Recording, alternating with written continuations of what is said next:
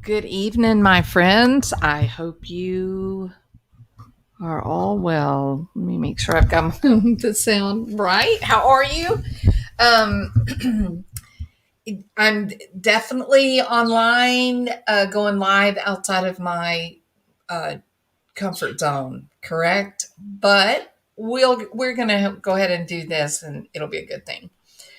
Um, I have really enjoyed the commentary that true crime what's it true crime rocket science, his sort of expanding the horizon, sort of testing the limits to the conceptualization of Gabby and Brian, um, to try to move, I think, beyond the knee jerk reaction of, oh, Brian's such a narcissist and Gabby's so sweet and innocent and, yada, yada.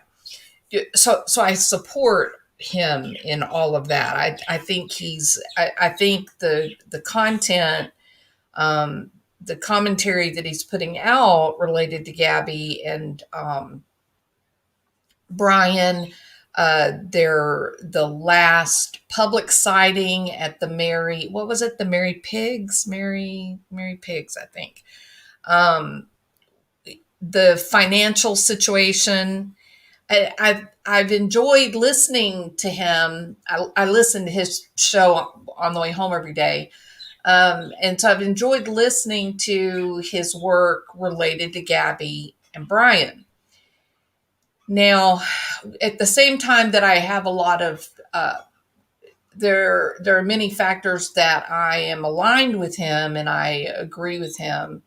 Um, there's also a bigger picture that has emerged, and so I've talked about this before in the past several times, specifically related to the Chris Watts case, where people were either 100% pro Shanann or 100% pro the Watts family, that Chris Watts was either a monster or he was a victim of Shanann.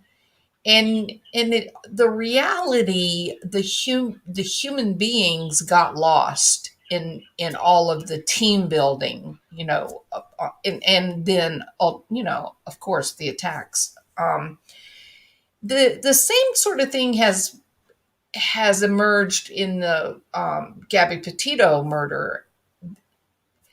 And so I was glad to hear that True Crime Rocket Science, that he decided to sort of take this on and provide an alternative perspective to the running narrative in social media that, of course, Brian is the perpetual narcissist and that Gabby was the, meek and submissive victim. So I like that. I'm glad. Now, where do I take where does my view part from that of true crime?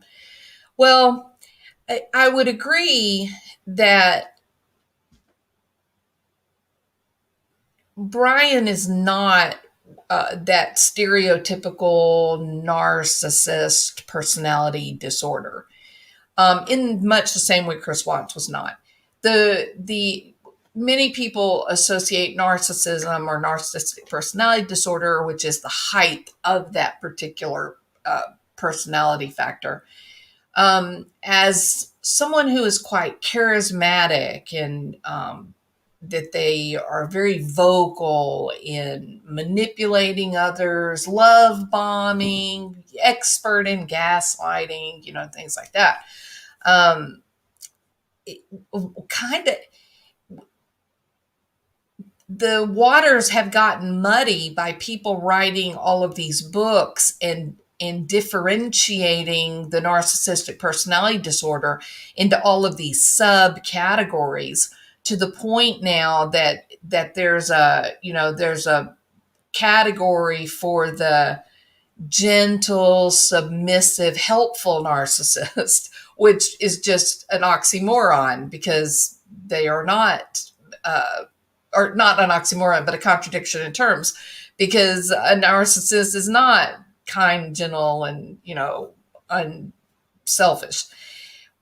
The truth is that we have diagnostic criteria for narcissistic personality disorder. The people that have narcissistic personality disorder, they are damaging. They are damaging to themselves. They're damaging to other people in their lives.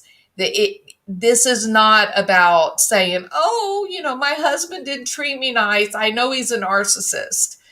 No, that in fact, we're looking at, depending on which project you're looking at, narcissistic personality disorder is only occurring in anywhere, depending on what you're looking at, anywhere between 9% and some projects say 23%, but when of the general population. But when you get into that particular study, they looped in narcissism, got bunched in with other types of, personality disorders. So that 23% is really dramatically way too high. True narcissistic personality disorder is not very common. You're only looking at about 8-9% of the total population, which means over the course of your lifetime, you might meet one or two true narcissists. Now, if you happen to be a member of my community from a long time back, we do have contact with a real live true narcissist, I think. but in general, there are people that have narcissistic traits, right? You got to remember, anytime in psychology, when you are looking to numerate a personality, you're looking at naturally occurring personality factors.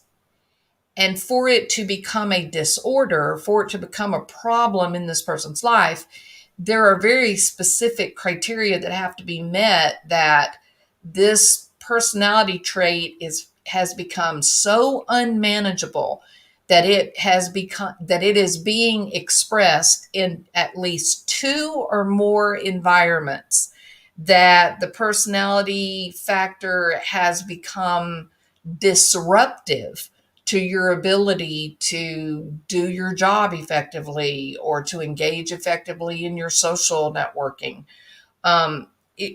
For it to reach that level of personality disorder, that particular factor, narcissistic factor, has to be out of control and dominating much of what you do. People, just like Lori Vallow, people that are having these personality disorders, that regular personality feature becomes so inflated and so big that the person actually can even look delusional, right? So that brings us back to Gabby and Brian. And everybody, of course, when we have these domestic violence situations and we have, somebody kills one of their spouse or partner, or whatever, there's a knee-jerk reaction to say, oh, look, there's another narcissist. Okay. Now, you may see an increased level of narcissism as a personality factor, right? But not that the personality factor has become so big and inappropriate that it is now interrupting effective functioning in 2 or more environments. It's pretty difficult to reach that level. Now, before I say go any further, this is the point of why I decided to do this this topic. And I want you guys to go over to Rocket Science True Crimes channel. He did a video 5 days ago where he is talking of Gabby and Brian and the financial situation. Okay? Once you go back, I want you to listen to it. It's not a very long, it's not a 2-3 hour live. It's probably, I think, 25 minutes maybe. So go back and listen to it. And listen carefully, because what you are getting from True Crime Rocket Science is his perspective as a man looking at what Brian was experiencing as a man in a relationship. And he kind of brainstorms, and he gives multiple possibilities above and beyond the simplistic knee-jerk reaction, Brian is such a narcissist. Okay, so go back and listen. But what I find to be so interesting as he breaks it down is how dramatically different his perspective is than my own. When I generate alternative possibilities, when I brainstorm, my ideas look very different from True Crime Rocket Science. He looks at Brian and Brian's problems with Gabby. He looks at Brian as a guy who feels overwhelmed and doesn't know how to manage this out of control female, right? That's very interesting, because we also saw, remember Taliban Tom, the police officer at the with the body cam.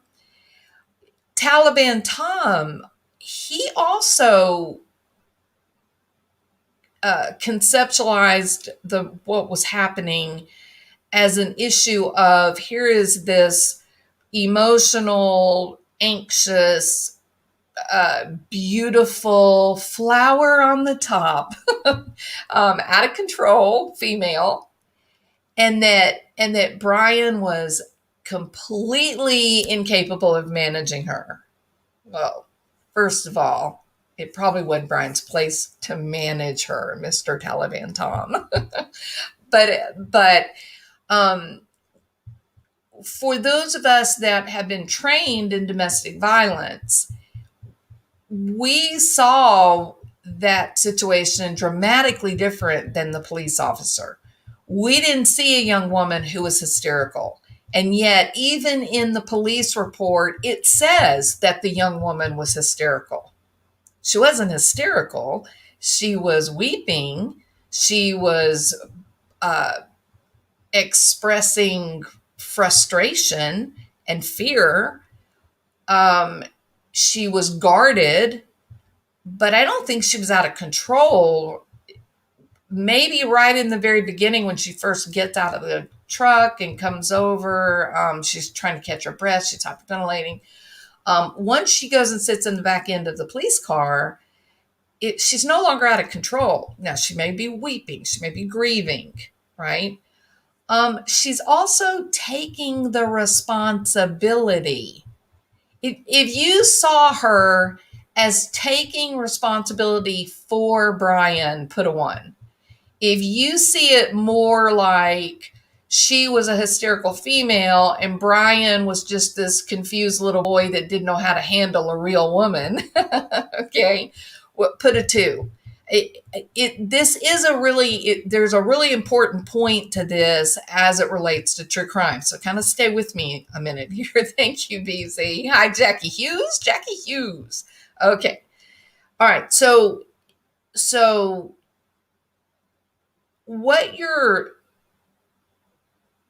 this is all about that whole confirmation bias, that what you seek, you will find.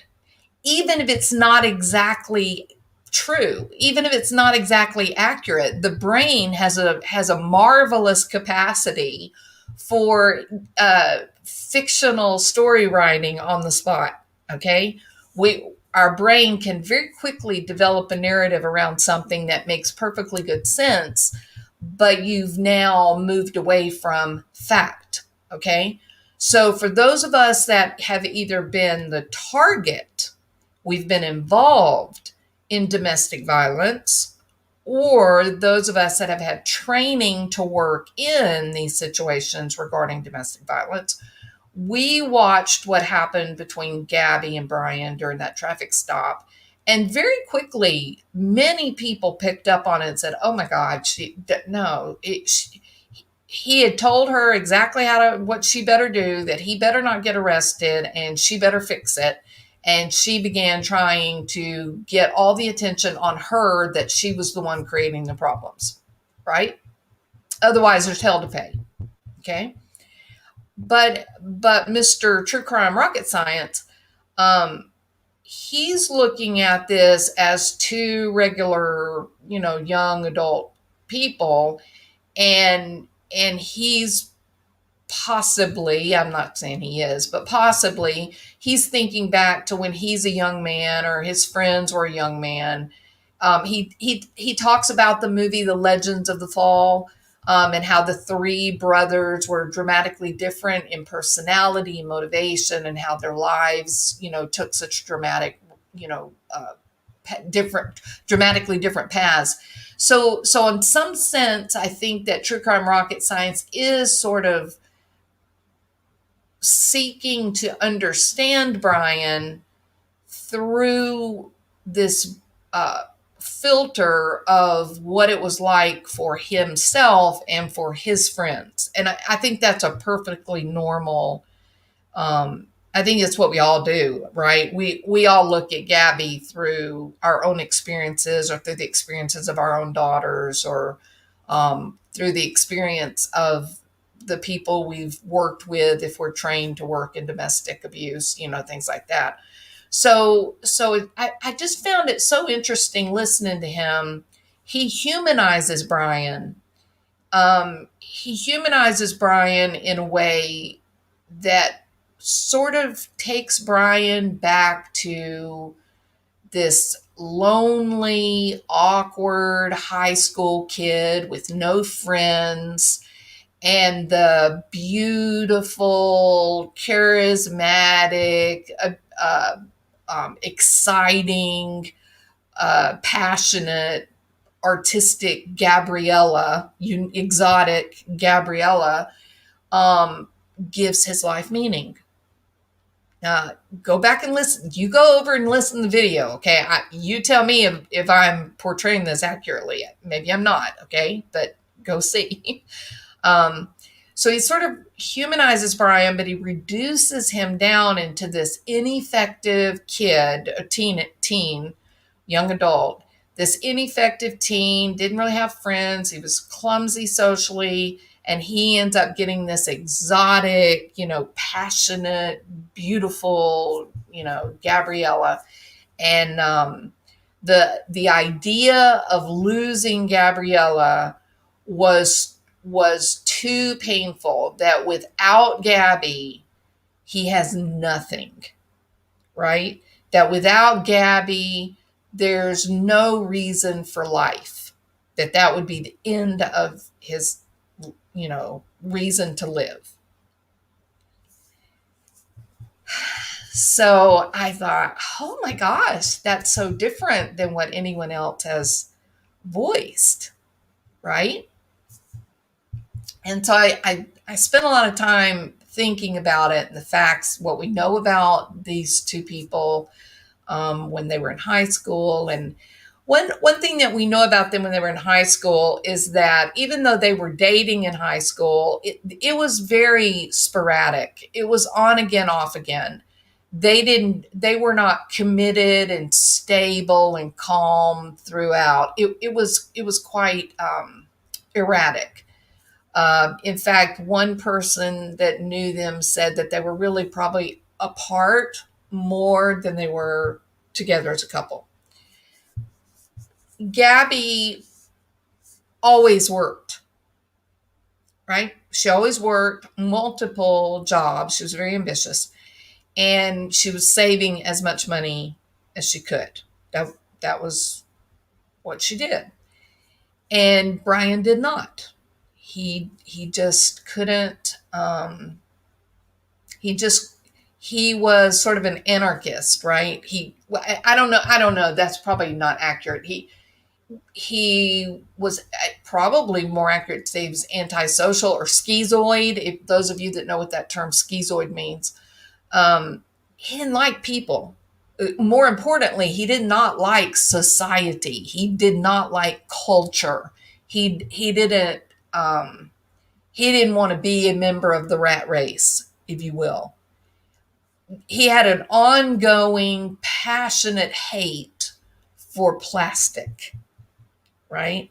He put a great deal of virtue signaling into his hate for plastic and for humanity, the hordes of people, than he did into relationships or building a future or having passion about the here and now. He just seems sort of out of touch, kind of uh, kind of just floating from one place to the next, depending upon which way the wind was blowing and who was the wind. Who was the one that was determining the direction that in which Brian would float? It was Gabby, right? So in high school, they did go together, but it was erratic, and there was a lot of arguing, there was a lot of fighting, and he was kind of a loner and he didn't really have any friends. He was kind of goofy. That's right, Empress Takalata. He was kind of a goofy guy. Didn't have many friends. Didn't he, socially clumsy. She was the exact opposite. She pretty well made friends wherever she went. She liked to go to parties. She liked to go out to the bars and dance and do, what young people do. For some reason, and I think I know why, for some reason, when Gabby graduated, they found one another again, and then it became more stable. And some people might say, well, that's because they're maturing. That's because they were, becoming adults and it was time to settle down. Well, when it's time to settle down, would you really go back to the relationship that was really unstable and chaotic? Is that who you want to settle down with? You want to build a life that is going to be chaotic? I don't think so, right? Unless there was a different problem at hand than simply, oh, I love her and I want to be with her. Now, what do I mean by that? Well, let's think about this. Let's think about their match made in heaven. Let's think about paradise, the Brian and Gabby paradise, okay? Brian wanted to hike barefoot. He did a lot of talking about hike barefoot, but, Gabby had a little tagline, Gabby doesn't go outside. Brian did not like people. He would rather be on the Appalachian Trail away from people. Gabby was trying to be a social media influencer. So while Brian didn't want any eyes on him, Gabby was hoping for thousands of eyes on her. Brian was very childish. He failed to mature developmentally. Just look at his bedroom. Hit and Gabby had dreams and just became more organized working toward those dreams, to the point that she was even able to work a job, save her money, plan out a trip, and know how much money she was going to require and how was she going to supplement her income as she's on the trip. And she did that by setting up a store to sell vintage clothing, instead of just, using up all of her original saved capital, hoping maybe to get a little bit of cheeseburger money, during the week. Are you getting my drift here? These two people were very different. This was not exactly a match made in heaven. Now then, there are people that are different on the surface that end up having really glorious relationships. But the research shows that the thing that makes the relationship stable is that there is some core belief where the two people are very much aligned. They may have dramatically different beliefs about things like, you know, do we eat Chinese or do we eat Mexican food? They may have dramatic differences in one of them talks a lot, one of them's very quiet. They may have very dramatic differences in terms of politics, Democrat or Republican. But a core belief would be something related to your core identity, where people are good, as opposed to people are pieces of shit. See what I mean? So even in these situations where you have couples that are really successful couples, even though they look mismatched, once you get in and begin speaking to them, you realize that there is core identity that is dramatically shared, strong alliance in that core identity. It doesn't look like that Gabby and Brian were aligned in any of these basic sort of foundational beliefs. Everything seemed so different. And so you ask yourself, well, Gabby was growing very frustrated. There's no doubt about that. Her mother has commented on that. Her mother has spoken out about the growing frustration. But what of Brian? What was Brian doing? Why would a guy who spent 3 months alone on the Appalachian Trail, who believed that human beings were cockroaches, who believed that people were being violent toward the planet when they would leave a bottle of water somewhere, why would he be trying to stay together with a girl who is organized, saving money, working 2, 3, 4 jobs, lots of friends, wants to be an Instagram or a social media influencer? What about her aligns with the things that he values? Solitude, being one with nature, and then hating the mass culture. It's not, right? It's not. It's not there. But here's what we do know about Brian. Brian didn't work. In fact, Brian didn't have to work because Gabby was working so many different types of jobs. She had income that was coming in from so many different directions. Brian didn't have to work. As long as he could continue to be Gabby's lover, then it looks like she was footing the bill. She even used his art to try to sell on her online store, right? So it's almost like she was trying to help him pay some of the way. Yeah, exactly, BZ. Yeah. You know, it is very, very interesting when you really get into this and you start hearing these stories.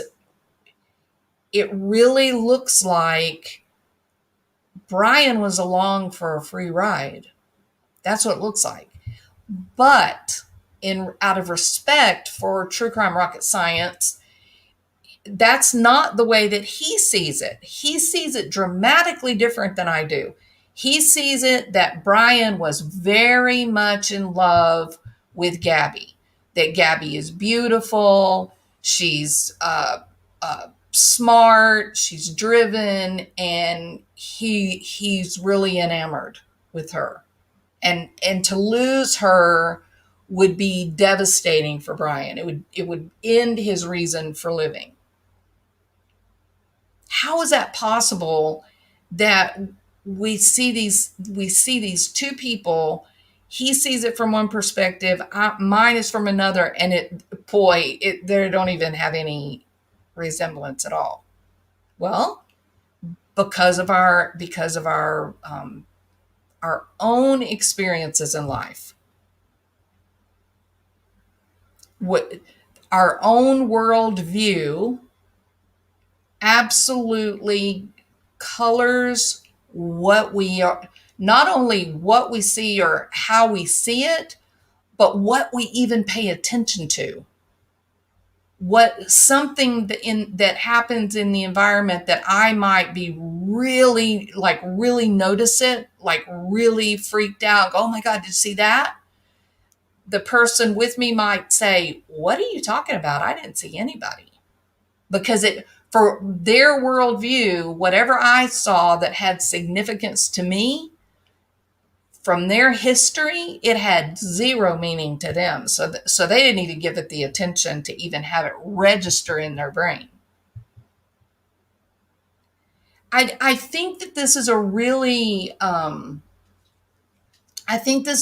interesting and important concept to consider for true crime people, um, because it accounts for how we hear these stories and immediately decide guilt or innocence. I think we should learn to be a little more discerning, or possibly a little more patient, wait on the police a little longer, and see what the police are going to do. I had a little video I made the other day, and I said, as awful as, the living conditions for Summer Wells and the boys up on Wells Hill, as awful as those living conditions were/are, I mean, the kids had lice, the kids had scabies, they had sores on them, they were filthy, they had infections. It was about as bad as it could be just from the filth, not from abuse. So it's a terrible situation without even considering there's been a crime, without even considering any abuse. It's terrible because of the level of abject neglect. And I would contend that you're talking about two people, mom and dad, horribly depressed, high level of possible addiction or alcoholism, things that made it very difficult for them to be in touch with the environment, made it very difficult for them to look around and go, wow, you know what? Our house is filthy. We need to clean it up. People that are in the throes of addiction or alcoholism, they're out of touch. They're numb. They don't see reality. That's the whole point of what they're doing. When they get sober, however, then they go, oh my God, what have I done?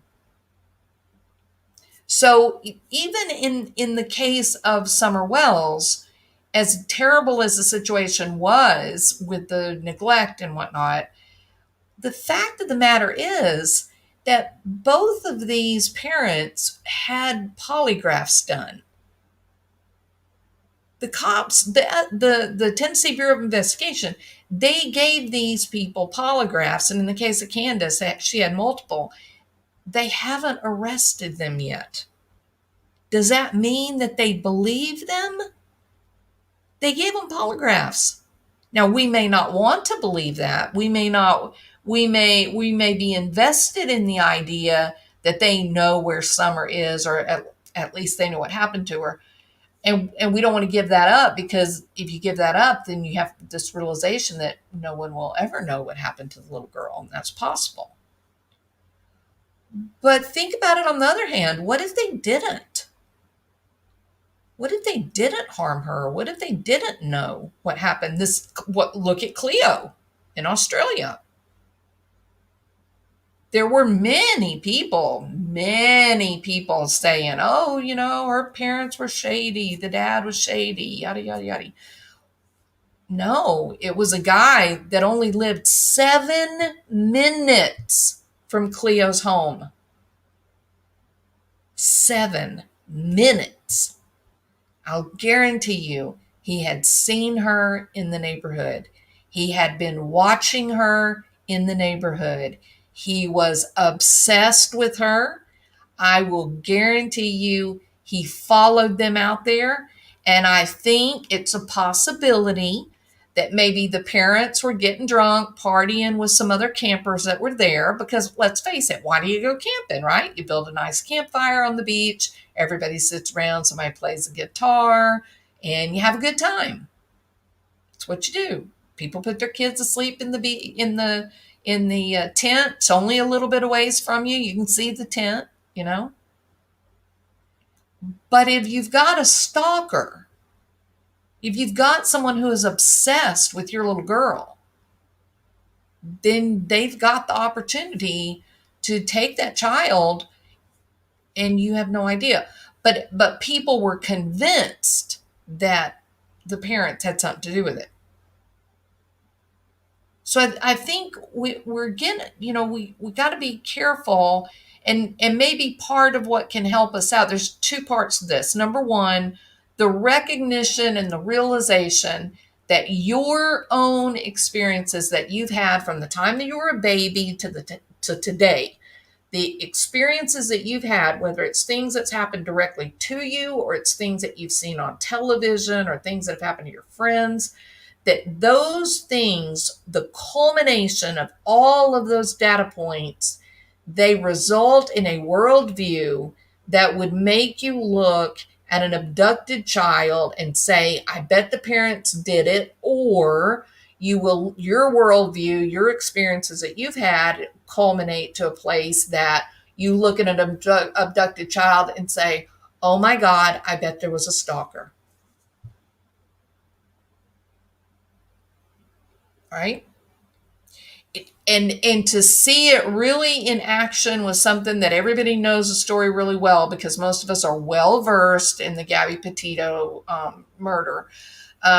Go to True Crime Rocket Science. Like I said, 5 days ago, he put up a video. I can't remember the exact name of it, but it's something about the finances. Go over and watch that video and listen to it. He, like I said, he talks about the three brothers in the movie Legends of the Fall. Listen to how he sees Brian, or at the very least, how he looks at the multiple possibilities for the man that Brian was. And then look at how you and I see Brian. Never the two shall meet, right? It's dramatically different. So and I commented on this when we were doing the Moab police video. If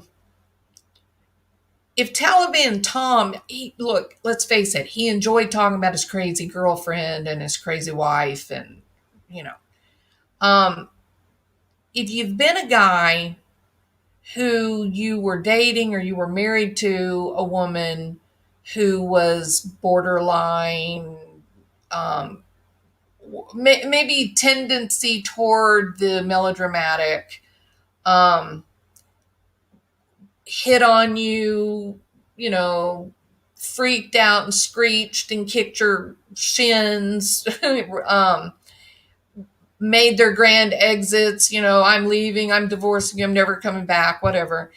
If you're a man that was your reality, that you lived with that, right? Then you see a young woman who the male is being all calm and smiling. I'm sorry I did that. I'm sorry I did that. And when I did that, I'm sorry I did that. I'm sorry I was speeding before I did. I'm so sorry I did that. And the young woman's trying to catch her breath, and she says, I've just got so much anxiety, and I was trying to clean, and I don't know why I'm so mean, and I apologize, but I just, I'm trying to work, and he keeps telling me we got to go to the arches and hike, and I'm trying to work. And look, if you're that guy that came from a relationship with a female who would slap you and scratch you and hit you because you were looking at every girl's butt, right? We've all known those females. Constantly accusing you of looking at other girls, then is it possible you're going to look at meek little Brian and think, oh, this poor guy's got his hands full, right? Because your worldview, your filter is one that's going to say, look how calm he is. And look at her. She's just all over the place. And she's admitting that she's mean, and she's wanting to clean, and she's wanting to work on her stuff, and she's just all over the place. Then it's certainly possible that someone who has been the target of a overly dramatic female who cusses and calls in the C word and kicks them and hits them and all those things, it's possible that he could look at that and identify with Brian and say, hey, man, I gotcha. I know what you're dealing with, and I am so sorry that this has happened. That we see that, right? But in this case, it really wasn't accurate. We came to learn. Now, here's what we do know. I have a much different view than the commercialization of narcissism. Okay. Look, it's way overused. That term is way overused. I've talked about it before. It's clinically, what you guys are calling out and identifying as narcissism. Clinically, you're way off base. It's being way overused, and you're taking a Hollywood view of narcissism many times. Not all the time, but often. So let's get back to the foundation, the basics of narcissistic personality disorder. Remember, we're taking a naturally occurring personality factor, narcissism, right? Part of the big five. It's healthy to love yourself. It's healthy to be proud of yourself. It's healthy to want to present yourself in the best light. To put a little makeup on, or go to the gym and work out, or go, running and eat healthy. All those things are very healthy things. But it's when you go and have surgery so that you've got triple F boobs, as opposed to just a little bit of makeup, cover your blemishes, wear some pretty red lipstick, whatever. It's a naturally occurring personality factor that is okay. But if it gets out of control and it begins to affect you in two or more environments or activities of daily living, then you got a problem. It turns into a disorder, right? So why do people become narcissist? Being the word for narcissistic personality disorder. What is it that drives people to get to that point that they would satisfy the diagnostic criteria for narcissistic personality disorder? Well, very clearly, quite simply, they know they're flawed. See how simple that is? They know they don't measure up. They know it. They know they're not effective socially. They know that they don't seem to measure up academically. They know that maybe they don't measure up in the physical department. Maybe they're not physically attractive. They know, they recognize, they privately, they can say, I'm such a mess. But somehow they have this unhealthy, inaccurate, dysfunctional, delusional belief that they're meant for great things. Lori Vallow, case in point. The poor woman didn't believe that she would ever have to eat again or that she would ever poop again because she was an exalted being. And yet, when the chatster told her, hey, you're going to be queen of the 144,000, she said, aha, I always knew that I was going to be the leader of something. I always knew that I was destined for greatness. She was seeking it. She was in beauty pageants, it was weird. So it's cognitive dissonance at its finest, where they recognize they're less than, that they're ineffective in some way, and yet they have this delusional belief that they are destined for greatness, or there's something incredibly special about them, but people just have not yet realized it. And if they're intelligent, if they're smart, they watch other people, and they look for people that are effective, and then they begin to act like them. And narcissists are great actors and actresses. They're playing a role. You're not seeing the real person. In fact, they'll go to great lengths to keep you from seeing the real person, including suicide. Including suicide.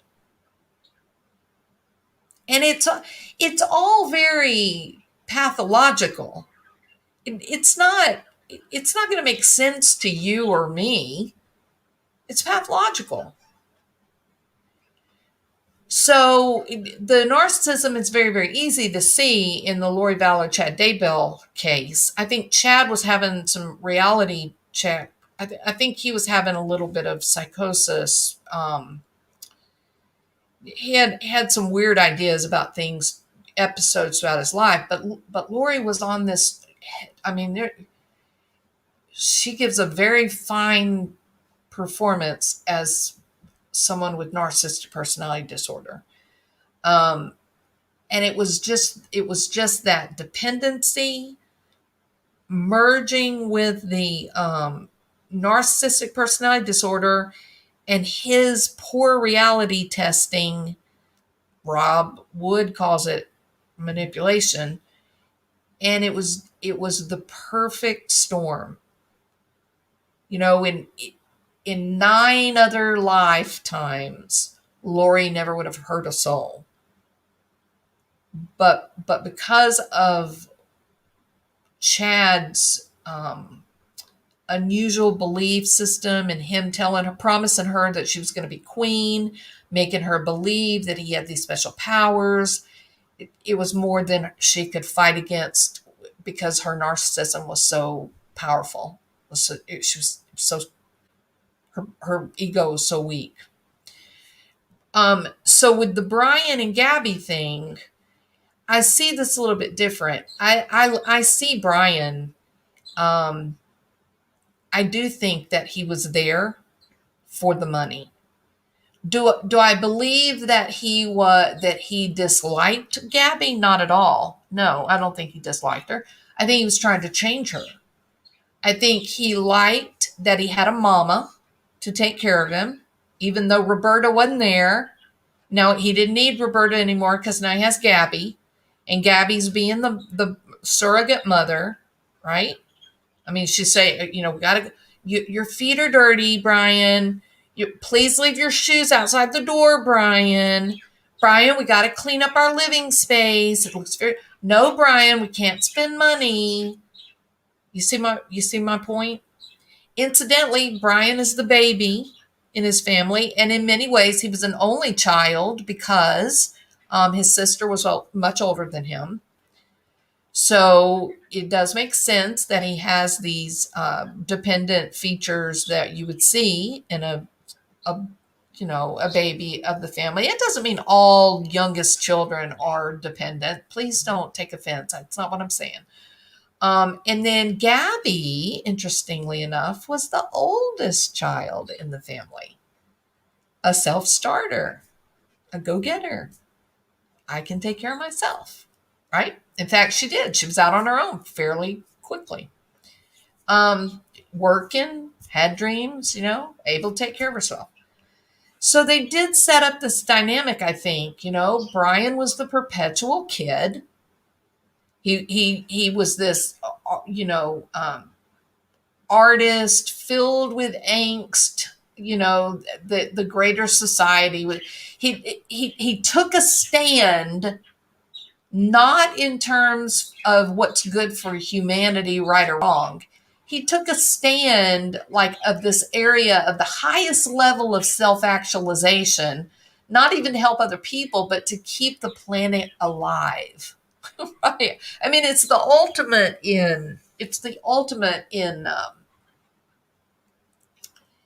self aggrandizement, right? The delusions of grandiosity is you can feel it, you can see it, that he talked so he was filled with so much loathsome feelings for humanity, the evilness of that plastic bottle lying on the side of the trail, and the planet is dying because of the cockroaches of humanity. Right? It's like, wait a minute, Brian, you can't figure out how to go get a job at the Circle K. What the hell are you talking about? Right? It was a game he was playing. It was a role. He was taking on the persona of some of these book characters that he was being introduced to through, his particular genre. That and notice that his propensity towards art, literature, movies, and that kind of thing. Again, it's men that are being uber masculine, violent, some might say, disregarding of other people, men that are outside of the rat race, the norm. No, there's not going to be a mortgage for old Big Bry. Brian Laundrie is too smart to get tied down with a mortgage and a wife. He is going to save the planet one plastic bottle at a time, as he walks around on the Appalachian Trail alone for months at a time, no job in sight. And when he needs something, he has to ask mommy or he asks Gabby.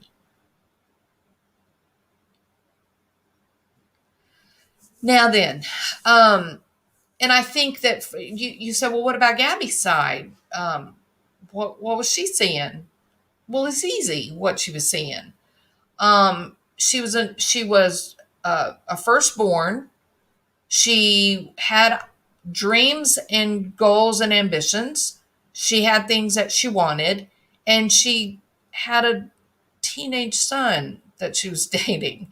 So she could say, well, we need to do this and I need you to fix it this way. And he would say, okay, because what else is he going to do? He's depending on her for his livelihood. So it was easy for her to tell him what to do, and he would do it. And then I think he would have moments where he would have temper tantrums.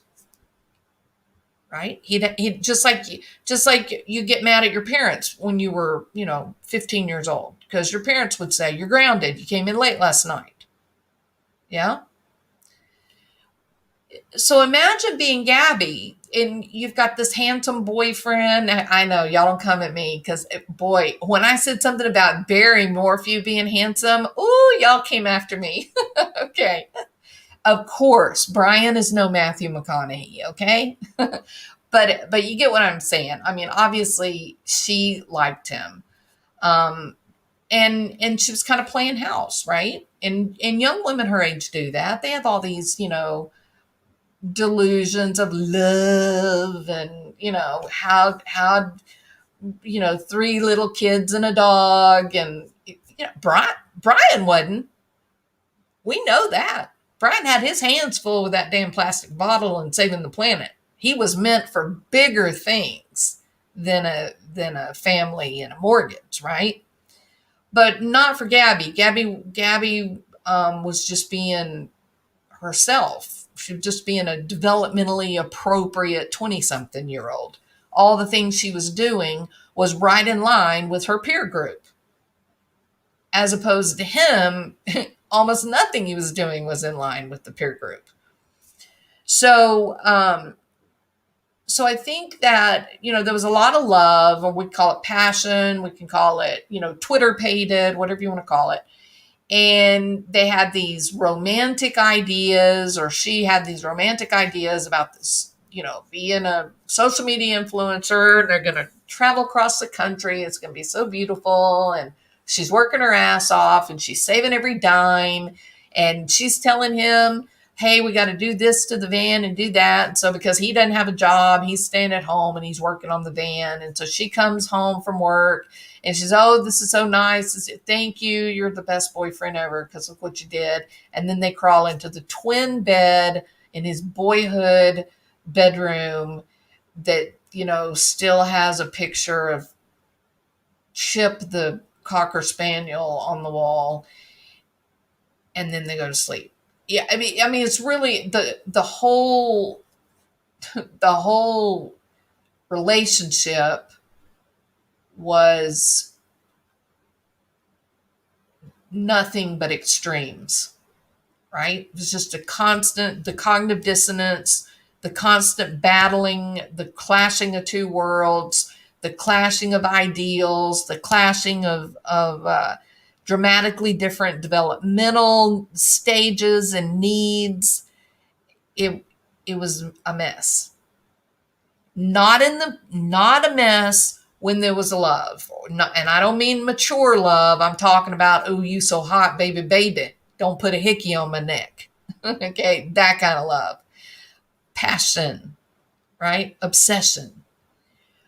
But that goes away as we older, more intelligent, or I shouldn't say, more seasoned women know that is the thing, that is the chemical thing that brings people together. But then you want that to grow into a mature love where it becomes family and devotion and dedication and respect and protection, right? That's what the ultimate goal is for mature love. But if you have become Twitter-pated with a little boy who is incapable of, I need a job, I need to save my money, I need to get us a more appropriate place to live. If that's not what he's capable of, if you're thinking we need a place to live, I don't like this twin bed so much. And his answer is, but I have to save the world. I found another plastic bottle today. Then you're going to begin to get frustrated as your maturity is pushing you to make a nest, as your maturity is pushing you to see your relationship become more stable and more like family. Then you're going to begin to get frustrated and then irritated and then angry, and finally the death of Twitterpation. It's really hard to look at somebody and think, oh, hey, baby, baby, you so sexy, when you're looking at them going, oh my God, you're like a kindergartner. Nobody wants to have sex with a kindergartner, right? So I think that she was growing, and he was just so flawed that his identity was so disrupted that he couldn't keep up with her, and he knew that. And as she continued to grow, maybe he got a little nervous, maybe he got a little scared, but more than anything, he began to recognize, oh my God, she has all the money. I don't have any money. And now when I ask her to buy me a hamburger, now I can tell she's getting mad at me, and that really pisses me off. Right? I mean, things were getting very difficult for these two, I think. So it is very interesting to listen to True Crime Rocket Science and see Brian through his eyes. It's very interesting to see how different he sees Brian and Gabby and how I see Brian and Gabby. It's really, really interesting. I don't see a young kid who felt like without Gabby, he had nothing to live for, that he loved her so much. I think he was having a relationship with her that was much more like his mom. I think she was taking care of him. And I think he did love her, that, like I said, that juvenile kind of, pounding heart, holding hand kind of thing. I think he did love her.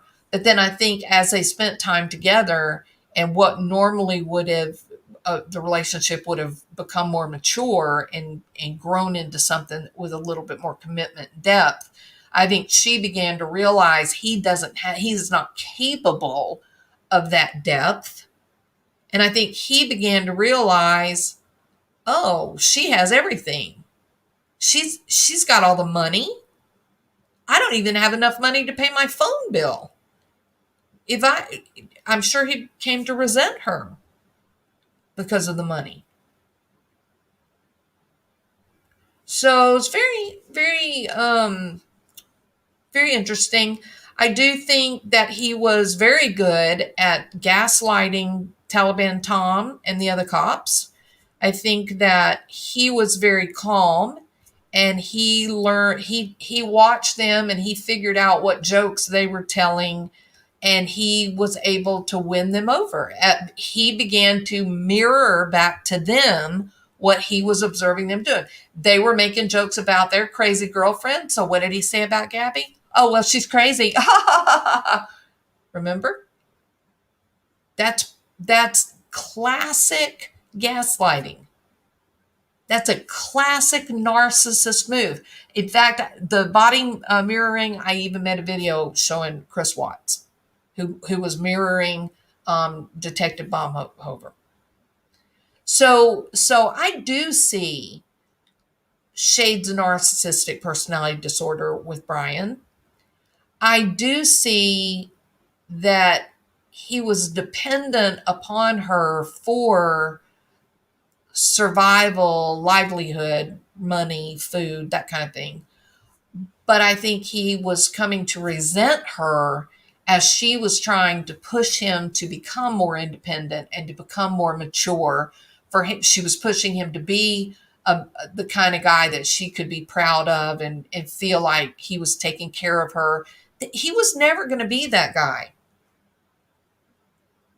She jumped the gun. Instead of finding a guy that was her equal, someone that would step up the plate and would protect her and love her and support her and lift her up, and be grateful that she could do the same for him. She jumped the gun, and she found a little lost puppy. And a little lost puppy is really, really glad when you pick them up and take them home. They're attentive, they're playful, they're loving. They want to be right next to you all the time. And maybe Gabby misinterpreted that as love instead of what it was. This is just a guy who doesn't know who he is. He has no direction. He has no drive, no ambition. And hey, here's a pretty girl, wants to take care of me. She's got ideas and dreams. I'm willing to be the carpenter to get her there, as long as she'll buy me my Big Mac. Yeah? All right. So please go over to True Crime Rocket Science, go back 5 days, and you will see the video. Listen to him, and then compare it to what I've said tonight, and then it'd be interesting. It'd be interesting to see what you guys have to say about the difference between the two in the coming days. Gabby seems to be growing, maturing, trying to realize her dreams.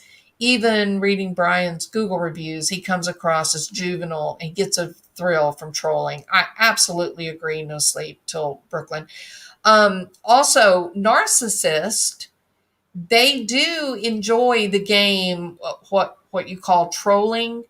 They do enjoy that game. They enjoy trying to get one up on another person. It makes them feel smug. They pretend, they somehow think it makes them smart. It's evidence that they're smarter than the person that they may be lying about or manipulating about or whatnot. So the manipulation, targeting, trolling, that is a classic narcissist move. Absolutely. I think he wanted them to live on her money, but she wanted him to help them both make money. Absolutely, Mary Rose. And I think she was completely I think that was logical. He had a product that he could put out on the internet. He was a supposed artist and writer. Hell, why wasn't he writing?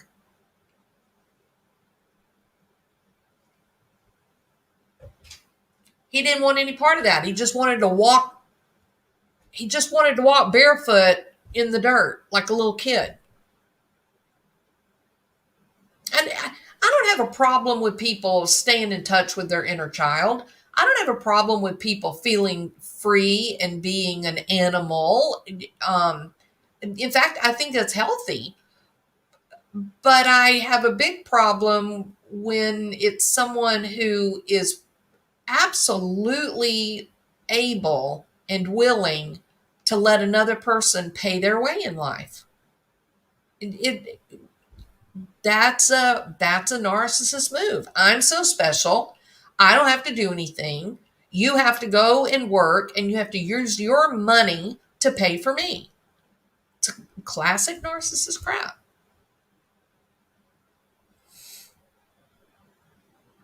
Like he said, oh yeah, Charmaine, excellent point. Charmaine Lily says, like he said, if she leaves me here, I'm on my own out here. I'm by myself. I don't have a phone. I don't have any money. She goes, what am I going to do? Can you imagine being, what was he, 22, 23 years old? Can you imagine being 22 or 23? You don't have anything? Nothing? And yet you're so judgmental against people that are working hard to acquire things. Remember that? Remember his post? How stupid people were. How stupid to be working a full-time job. Yeah? He had nothing. He did not have a dollar to his name. Nothing. And yet, when he spoke about others, he spoke down to them like he was so much smarter than them, so much better than them. He knew so much more about being successful than those stupid people out there, hitting the grindstone every day, working hard, trying to do well for themselves and their family.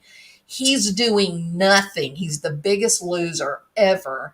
And he's in this very pompous way, he says, oh, I'm going to save the planet from plastic. I can make a very good case for Brian Laundrie as a person with narcissistic personality disorder. You say, well, what about charisma? Like, that's like right at the top of the diagnostic criteria. He was just like this goofy, kind of weird little guy. Yes, I agree. However, what did he do? He's got two people that call in. I see a guy hitting a girl. He hits the curb to the point that it scares the cop. They get out of the car. Gabby is a wreck. She's crying. She's freaking out. He's smiling. He's standing at attention like a little 5-year-old boy just got caught with his hand in the cookie jar. He's saying, yes, sir, no, sir, every other sentence. He's apologizing. I'm sorry if I did that. And before I did that, I'm sorry if I did that. And if I was speeding before that, I'm sorry about that too. Sorry about it all. I'm really sorry. And I'm really sorry. I'm sorry. No, it's okay. I am sorry. He managed to, even though we've got 2 eyewitnesses that say he slapped her, he hit her, chased her, and then put her back in the van, He's got scratches on him, but more importantly, she has got bruises on her. And he is able, through his weird, goofy kind of manipulations, he's able to get those cops to say, Gabby is the perpetrator. And we're going to protect you, Brian. And we're going to take you, we're going to give you a hotel room for the night because we got to protect you. Isn't that crazy? Think about that. And this young lady ends up dead, 14 days later? What about the Mary Pig or Mary Cow, or whatever the restaurant's called? What's it called? The Mary Pig? What about that?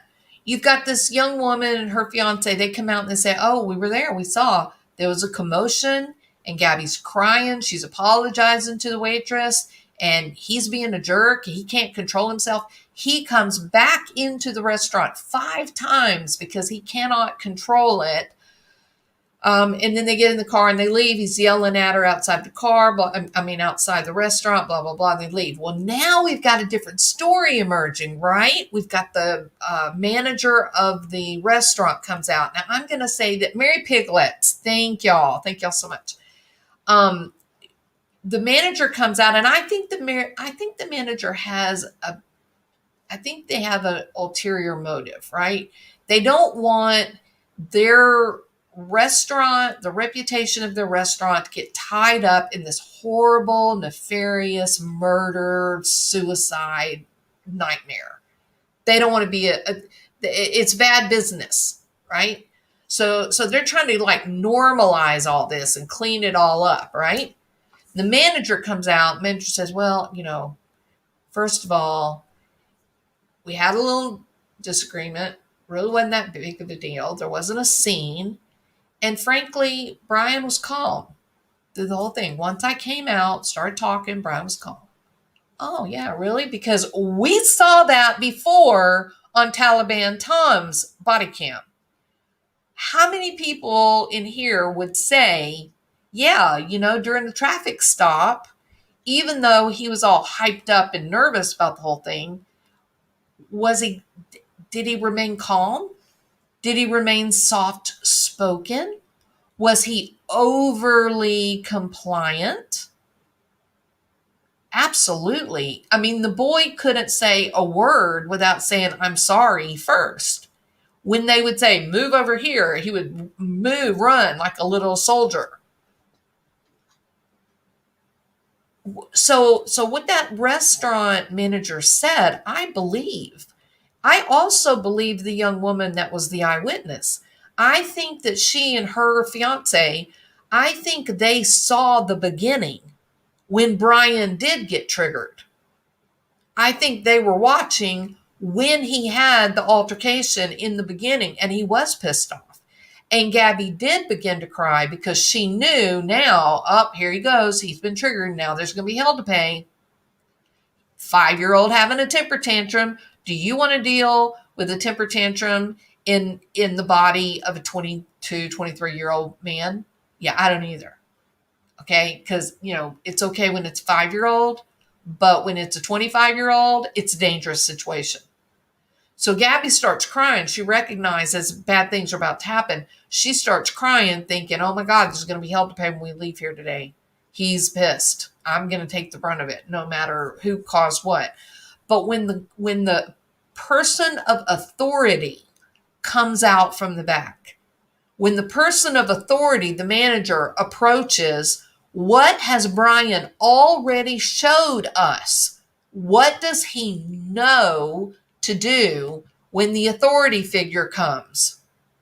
Gaslighting, baby. Pull back, be compliant, be meek, don't admit a damn thing. Yeah? And watch very, very closely so that you can mirror back to whatever that authority figure is doing. Figure out how you can mirror back to them exactly what they are doing.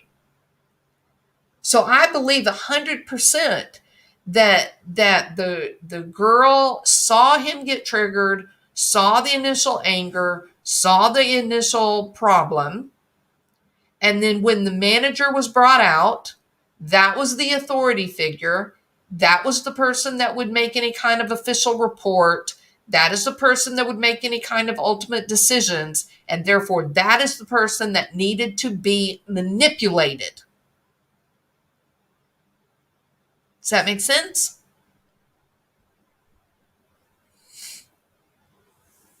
And so the mask comes out. Exactly, Kathy. I mean, we can all pretty well, we know what it was that the manager saw. The manager saw the little guy, the little goofy guy, standing there in front of the cops, apologizing over and over and laughing and being compliant and being, charming. But that in no way does that take away from the fact that yes, he did initially get triggered and get angry at the waitress. But see, she wasn't in a position of authority, so he didn't have to give a damn what she thought of him. With these people, these narcissists, they only care what the people that they believe have power. They only care what the power person thinks.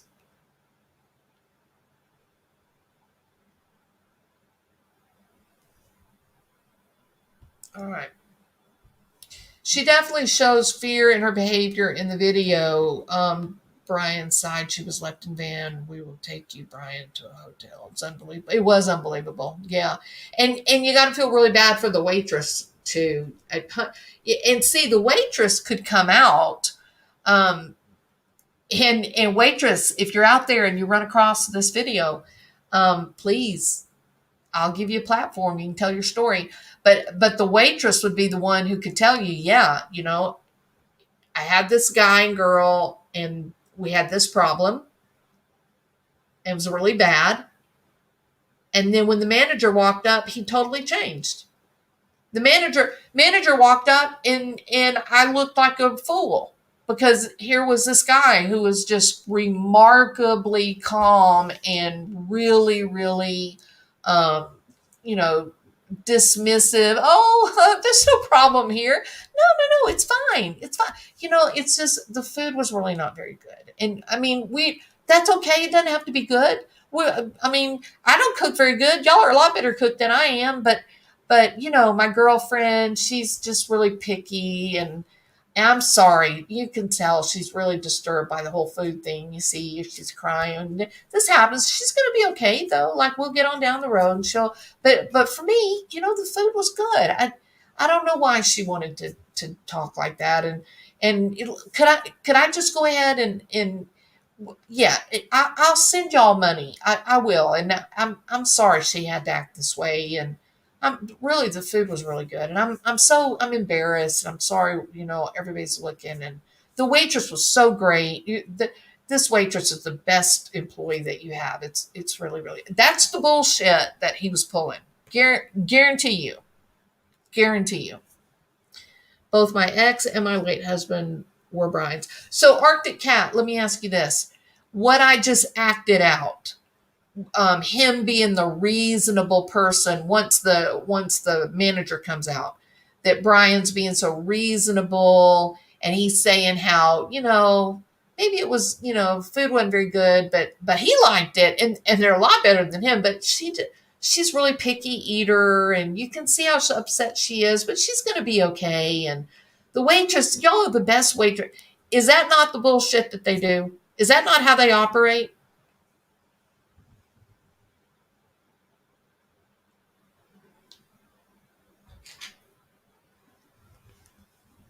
Yeah. I'll tell him you love him. She really didn't agree. No, she didn't agree. Difficult situation for the workers in the restaurant, Sean. That's why someone called CPS for what they saw. Will pull over in the van. Absolutely, Marie. Well, you had two 911 callers, right? Two. Most people shy away from calling in domestic problems because they feel like they don't want to interfere. You had two people. That, you know what that tells me? It was fight. That tells me that it was a fight. Oh, I'm so sorry, Kathy. Yeah, but you're free now, right?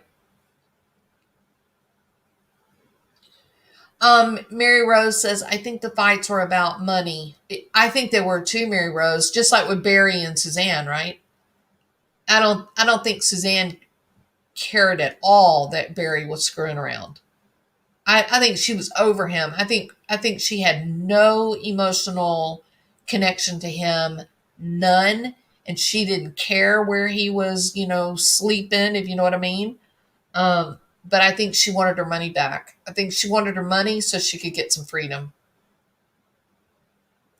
But money is when people begin to argue and fight about money, that's a sign that there's a big, chasm in the relationship.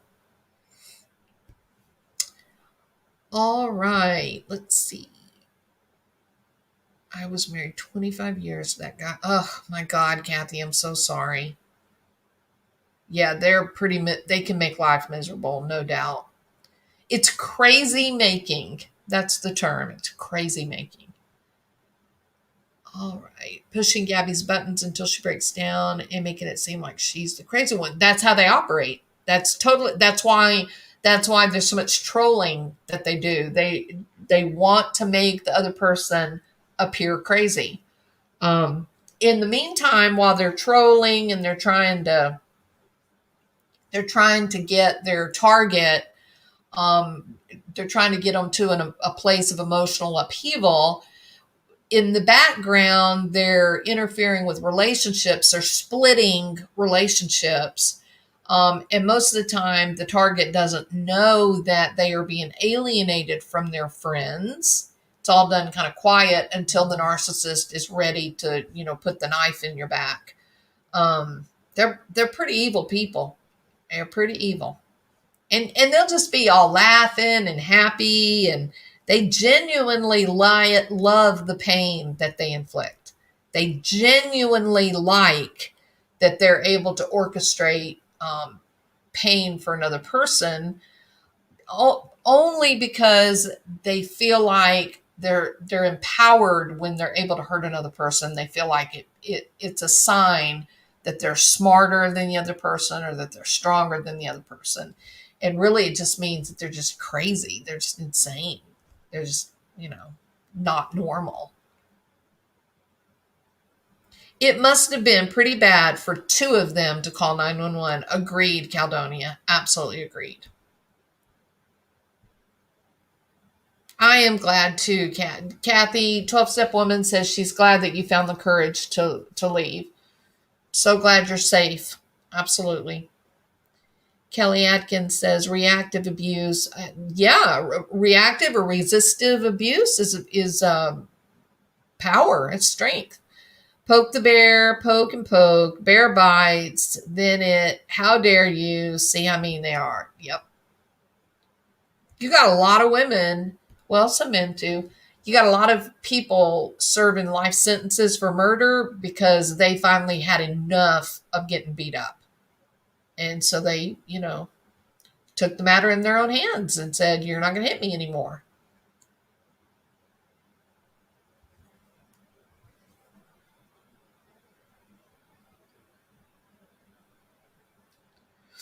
You have to know a narcissist to believe it. Oh yeah, it's an overused term, and people just want to use the term. Oh, he's such a narcissist for someone who's doing something you don't like.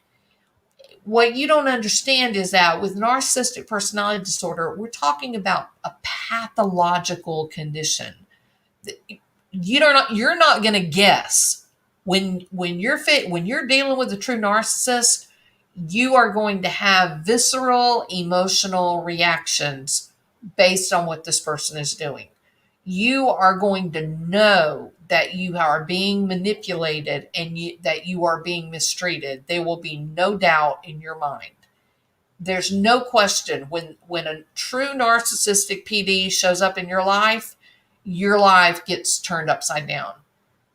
I say they're evil.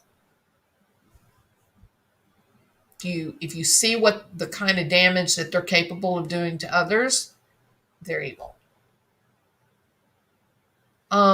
Oh yeah, okay. Lisa Mesmer, thank you so much. So Lisa is putting out a book that she would like everybody to read. It's called Women Who Love Psychopaths. It's by Sandra Brown. Thank you so much for that, Lisa. Believe that he wanted to control of the finances even though he was not contributing to them. Oh yeah, absolutely. I don't that wouldn't surprise me not a bit. Kind of like when a mod says, "Oh, you should pay me part of your super chats because, I'm a mod." Yeah, they do that. It should be free. The ones that have had it. Yeah, narcissistic personality. People confusing big ego and being vain with being narcissist. Absolutely. Yeah, narcissism is one of the big 5 personality traits, right? It's good to love yourself. It's good to care about yourself. It's good to advocate for your own needs. It's good to care about your appearance. It's good to try to actualize, your best life, all those things.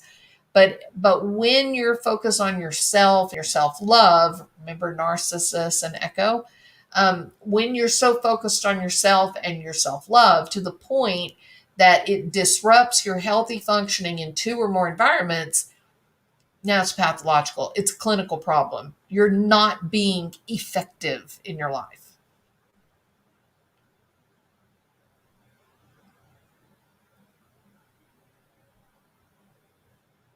If they're really good, they can get in between you and your family. Oh, 100%, Callie. Oh my God, absolutely. And you don't just run across people with narcissistic personality disorder. It's not just in your family. It's not just in your friendship group, but you can end up dealing with these people in your place of business where you work.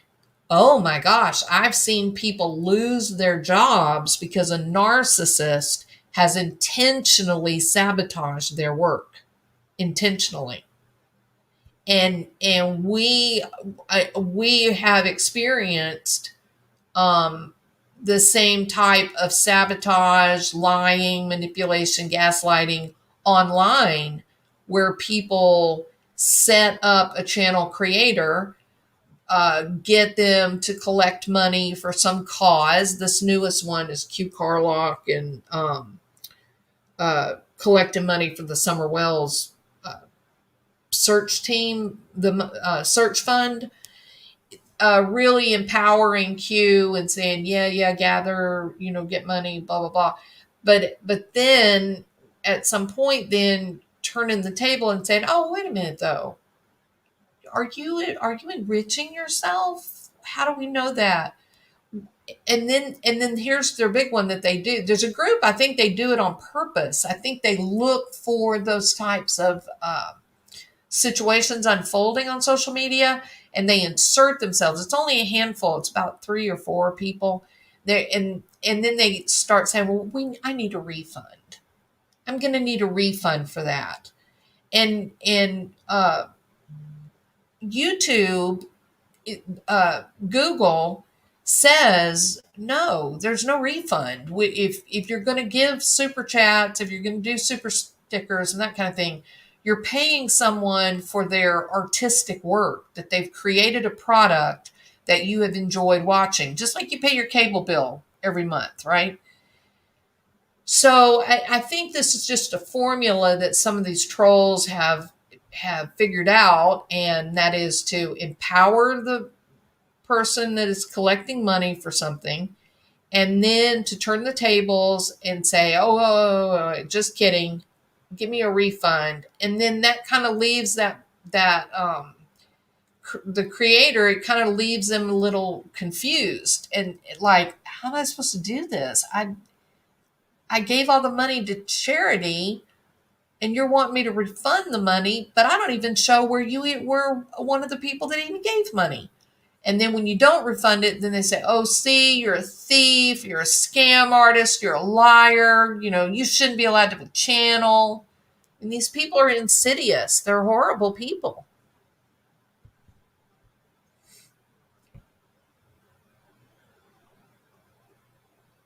And then the laundry family projecting that they're a perfect family. And that is part of that pattern, right? Is you're hiding your flaws. Clearly there are flaws there. You've got a 20-something-year-old son who is refusing to do anything except sleep out on the ground. Something went wrong there.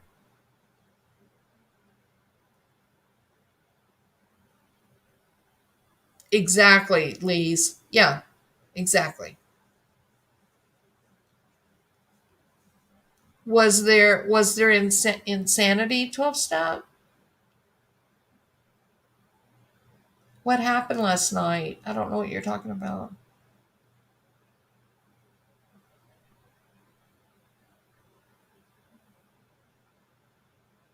I was grieving because my Astros lost.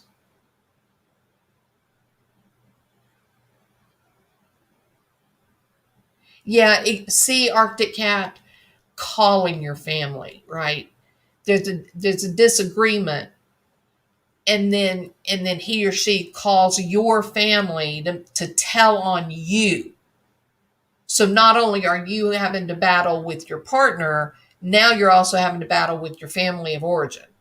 Yeah, it's insidious. These people are horrible people. Horrible.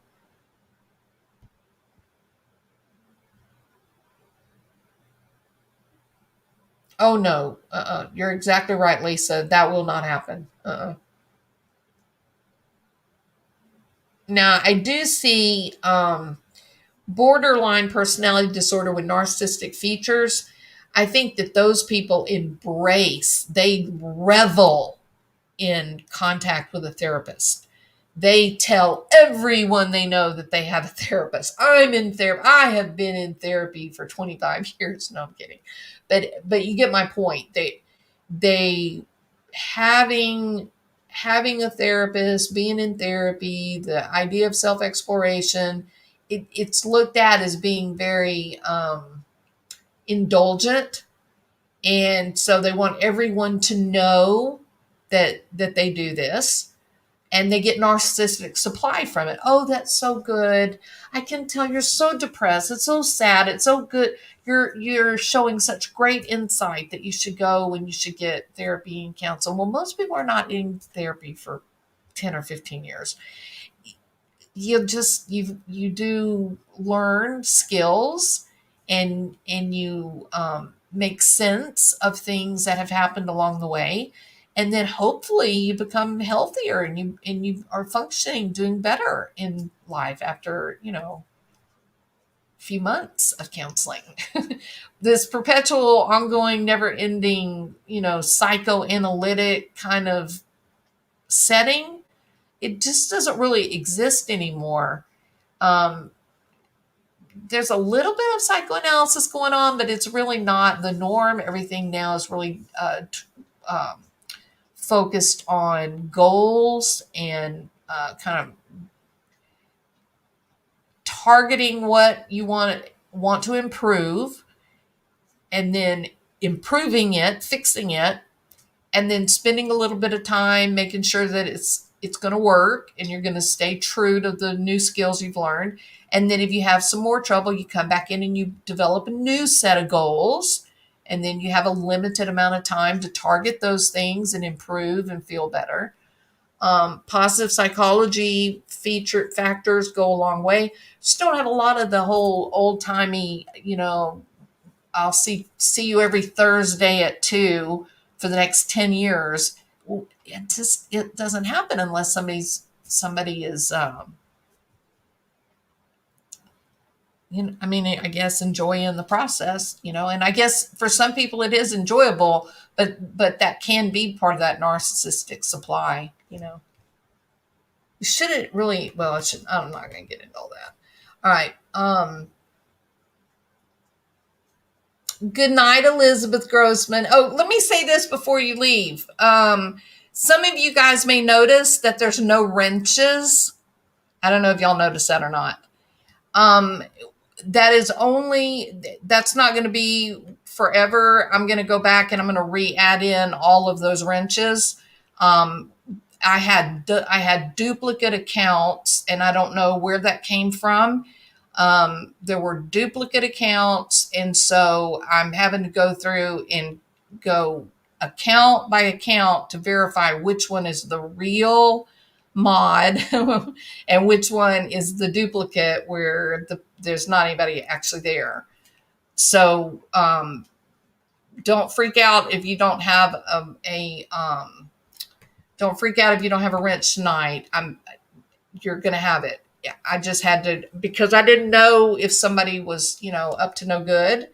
And so I went ahead and took all of them out, and then now I'm checking each one and adding them back in as I get them checked. Okay. So everything is good. Nobody, I'm not mad at anybody. Nobody lost their wrench. It's a house cleaning problem. Okay. All right. Are you codependent? No, that's victim blaming. I am going to quit beating myself up and learn from it, I guess. I shouldn't laugh at crazy Varuna channels. What is that? What are you talking about, 12 step? Let me go backward. Let's see. Me Too, Marie's Kitchen. I like your channel. If people and victims can talk freely, have experienced some form of domestic violence. Good, Marie. I'm glad that that's helpful. Yes, with all those channels. Oh, was there more?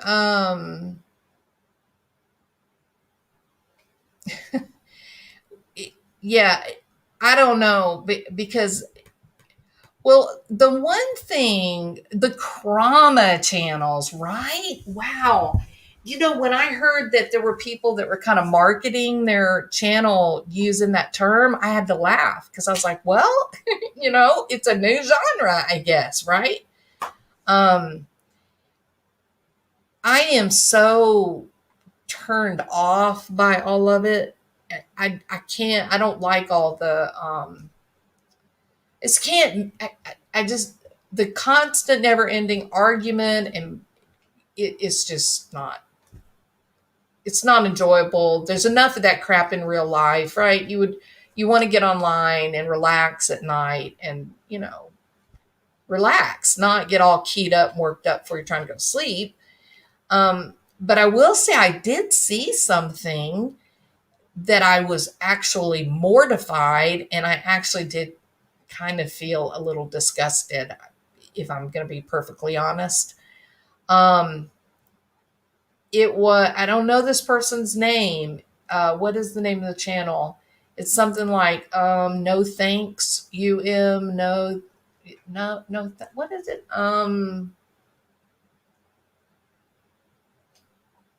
It's a crime channel, but it's something weird like no investigate, or no, what's it called? Anybody know what I'm trying to say? Y'all don't know what I'm trying to say. Anyway, it's one of these channels where Don Wells has befriended the channel owner, right? And this guy has been doing lives with Chris Mcdonough from the Interview Room. And then I think this guy was friends with Benny Keys maybe for a while, but they're not friends anymore, I don't think. But anyway, he actually had Don Wells come on panel, and Chris Mcdonough was on the panel. And no thanks. That's it. 12 steps. Thank you. Okay, yes. No thanks is the name of the channel. Yes. If you could have seen the look on Don Wells' face when he saw Chris Mcdonough.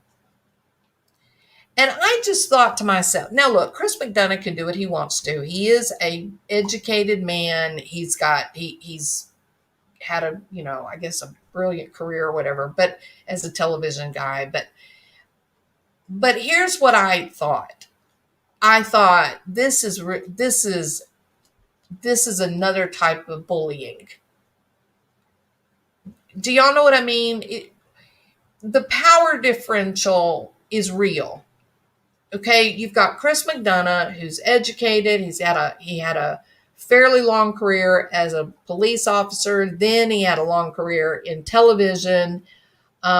He knows a lot of famous people, a lot of powerful people, and he's got money. So one would believe that this was a guy that would exert a fair amount of control, a fair amount of power. Would you agree? By comparison, Don Wells, unfortunately, he's sort of like the guy that got left behind. He's working a job where he makes just enough money to get by and not much. Their home is not much. They just don't have anything. They don't have much. And they've lost, their baby is gone and the boys have been taken. And he's just, we would be in agreement to say he has a very little power. As a matter of fact, he's pretty much at the mercy of whoever he's dealing with in the moment, whether they're going to hurt him or not. He can't do anything about it. He is zero power, zero level of control. Would you agree? And I just thought to myself, okay, we don't like Don Wells. I'm with you on that. I'm disgusted at the way those kids had to live. I'm disgusted that these two, that their addictions and whatnot have gotten so out of control. Somebody should have stepped in decades ago and tried to make things better. And at this point, I don't know how you fix it. It's been going on so long. But the cops did the polygraphs and they didn't arrest them. That has meaning to me. I don't know if it has meaning to you, but it has meaning to me. I have faith in law enforcement. Obviously, they don't have any reason to arrest these two. Even though we may feel like they knew what happened, that they had, the cops don't for some reason. So Chris Mcdonough lost his channel, I believe, because he had targeted Don Wells. Then he targeted that guy on Twitter. Can't think of his name.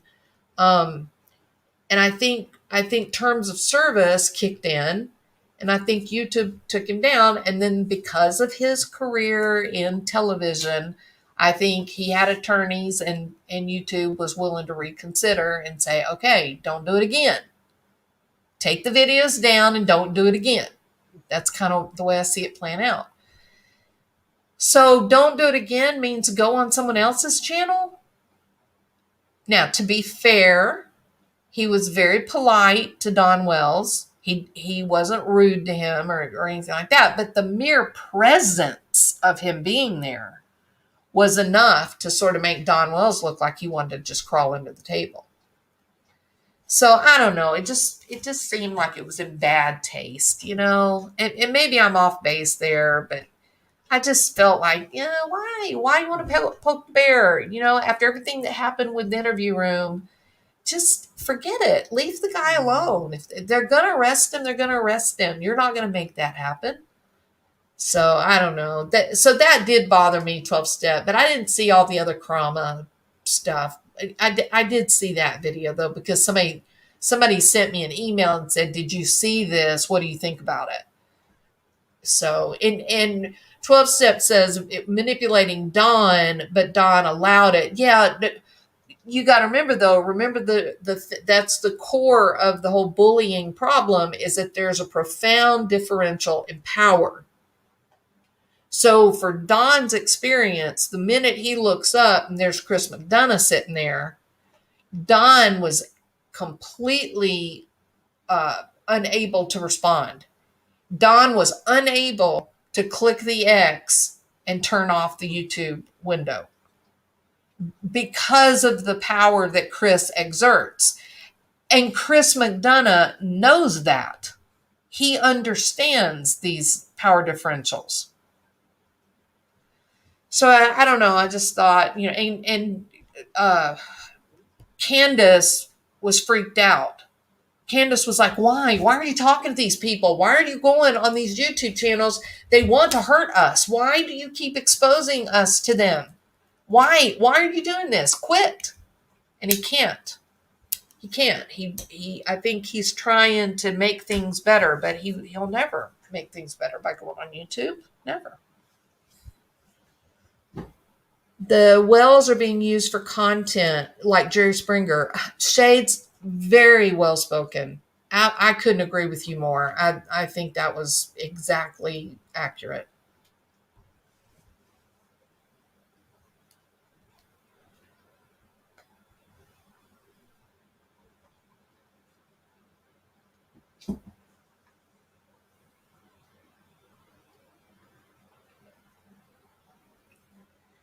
No Thanks Investigates is Doug.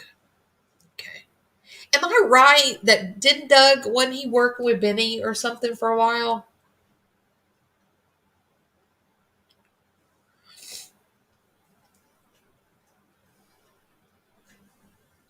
Donald Wells was very naive to trust Chris, as was Candace, but he didn't learn from it.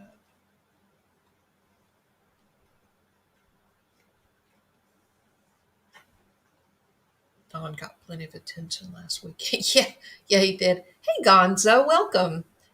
The dice was loaded over there as well. Lots of little subtle setups on the Wells case. More to come. Oh, it's so, look, the, it's very disturbing to watch, right, Gonzo? You've got somebody who's really has been stripped of any kind of power, no level of personal control, no level of social control, nothing. They're at the bottom of the barrel in terms of social acumen, social stature, and then you've got this other person who's at the very opposite end, right? And he is,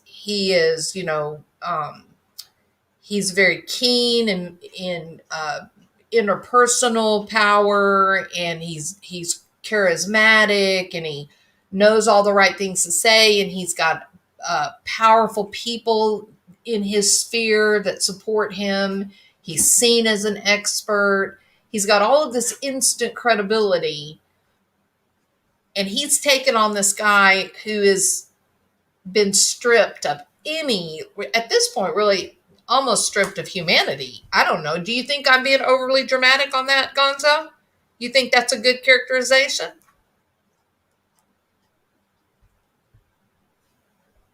It's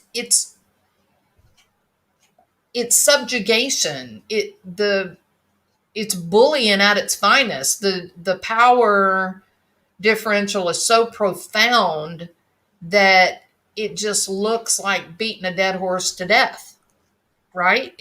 What could possibly come from it other than some sort of sadistic pleasure? Gonzo said, very true. Stopped all the way down versus smooth talking and fast walking. It's never what it seems. Exactly, Gonzo. Absolutely. And it, the smile, it looked so when Don Wells looked up and saw him, you could just see he was just completely blown away. You could tell he did not know what to do or how to do it. And he just sort of put his head in his hand. He was just in shock. And the smile on that other person's face was sadistic. It loving, embracing that power to make another person feel so uncomfortable. It's pretty upsetting for me. But I guess I'm probably not really a very powerful person. I'm not really a tough guy. It's unfair playing ground. It's so unfair, Sam. Yeah, I agree. I agree. And it's not only is it not only is it unfair, it's the wrong platform. This is not a circus. This is a missing child, right? This is a little girl that's gone. The boys are living with strangers. Why are we playing out a tragic opera on Dougie's YouTube channel in the middle of the night? It, it's just, it's terrible. It's awful. It's awful. Just because you drool over your wife doesn't make you a good person. Well, yeah, but Caldonia, he drools over his wife, but he will not share the microphone.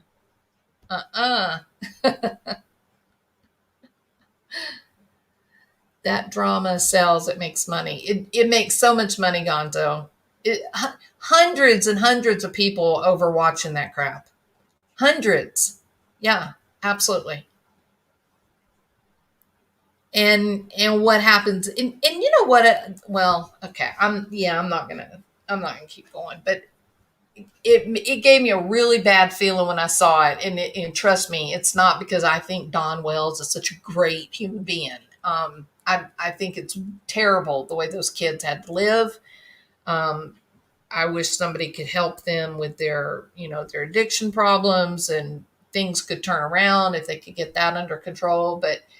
But I also recognize that Summer's real, right? She's a real human being. And playing these games on YouTube, all in the name of ad views and subscribers, it's just wrong. There's a better, there's a moral imperative to try to do better when you got a little girl missing, or a little boy, a little kid missing. It's not right. What they're doing is not right. I'm whittling down on channels with Gabby as well as on Summer. Does anyone know why Grandma came back? I did not know she was back, Carol.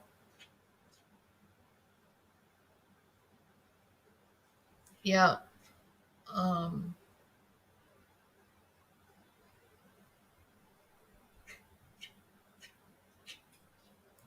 Kathy said, Gonzo, do tell. Gonzo, do you have some info? You got some 911, 411? I got the chance to mingle with both parties, and the dynamic is absolutely fantastically opposite. I have my theories. You want to share one of them, Gonzo? Gonzo doesn't like to share. Very uneasy and sad. Some people want to capitalize on the newest, grooviest shit show. It is a shit show. There you go, Gonzo. There's no better, more descriptive word. That's exactly what I saw.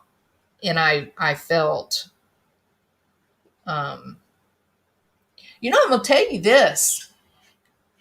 The dynamic, the way that they set Don Wells up, it made him a sympathetic figure where he is not a sympathetic figure in a normal setting. Which, do y'all know what I mean? And so, it's kind of like one of those things, you better be careful what you ask for, you may get it.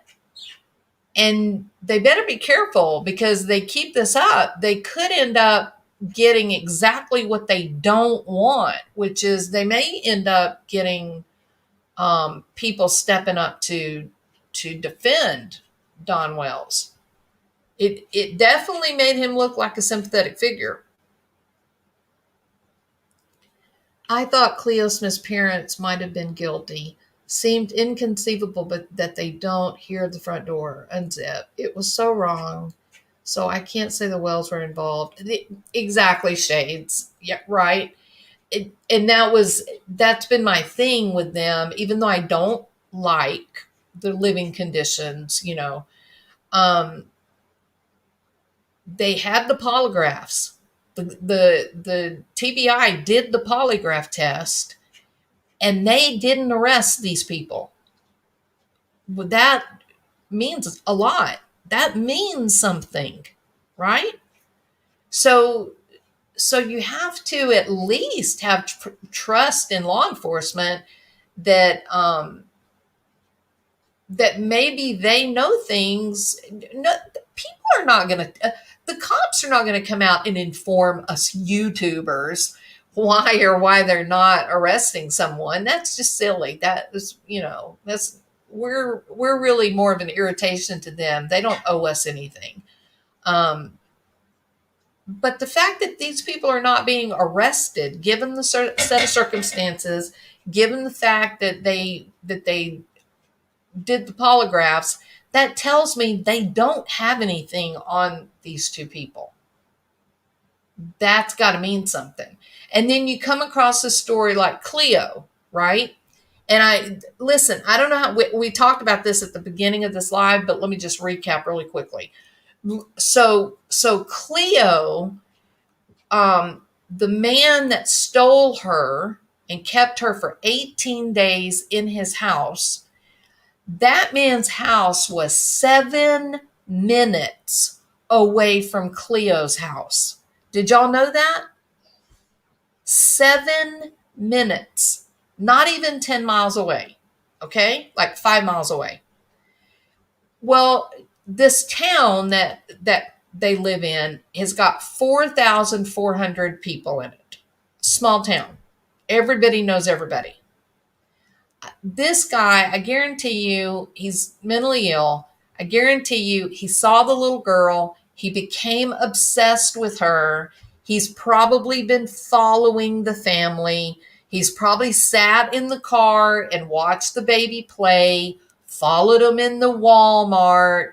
He's probably been watching that baby a long time, right? And probably followed them out to the blowholes. And just like when people go camping, they were probably made them a campfire. They were all probably sitting around up there playing the guitar, drinking, having a good time, and the kids were put to bed. All the kids, not just Cleo. And because this creep was watching, obsessing, stalking, he saw an opportunity. He took it. When he would have just been content to watch her from afar. But a weird set of coincidences aligned in such a way that he said, "Oh, I've got my chance," and he took it. So we know that with Candace and Don, they had some people up on Wells Hill that were maybe a little shady. We know there was some drug use, right? And sometimes people that will traffic in drugs, they will traffic in human flesh. Anything for an almighty dollar. I have some very real concerns about who that child came in contact with at church. I don't like some of the photographs I've seen where a grown man appears to be staring at Summer. He seems obsessed with Summer. The fact is that she came across some people in her young life that may not have been trustworthy people. But you don't know. But here's what we do know right now. Today, November 3rd, we know there were polygraphs done, and we know they have not arrested neither Candace nor Dawn for the little girl going missing.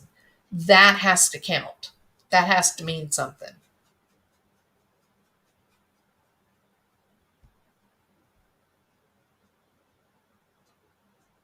But I do, yeah, Gonzo's awesome. Not there yet. He's a good guy. Yep.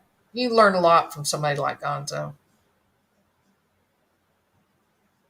Summer seemed particularly vulnerable. Absolutely, Caldonia. I'm surprised they've not plastered the Snatcher's picture all over. Well, and I think, if he is mentally ill, they probably will protect him. Yep. So, yeah, I just felt like, Chris, people can do better. Those people that have a position of power, they know they have power. Why use it to lord over somebody else? That is misuse. That is abuse of your position. You're given a position of power. It is with a known, stated or otherwise, um, uh, demand for stewardship.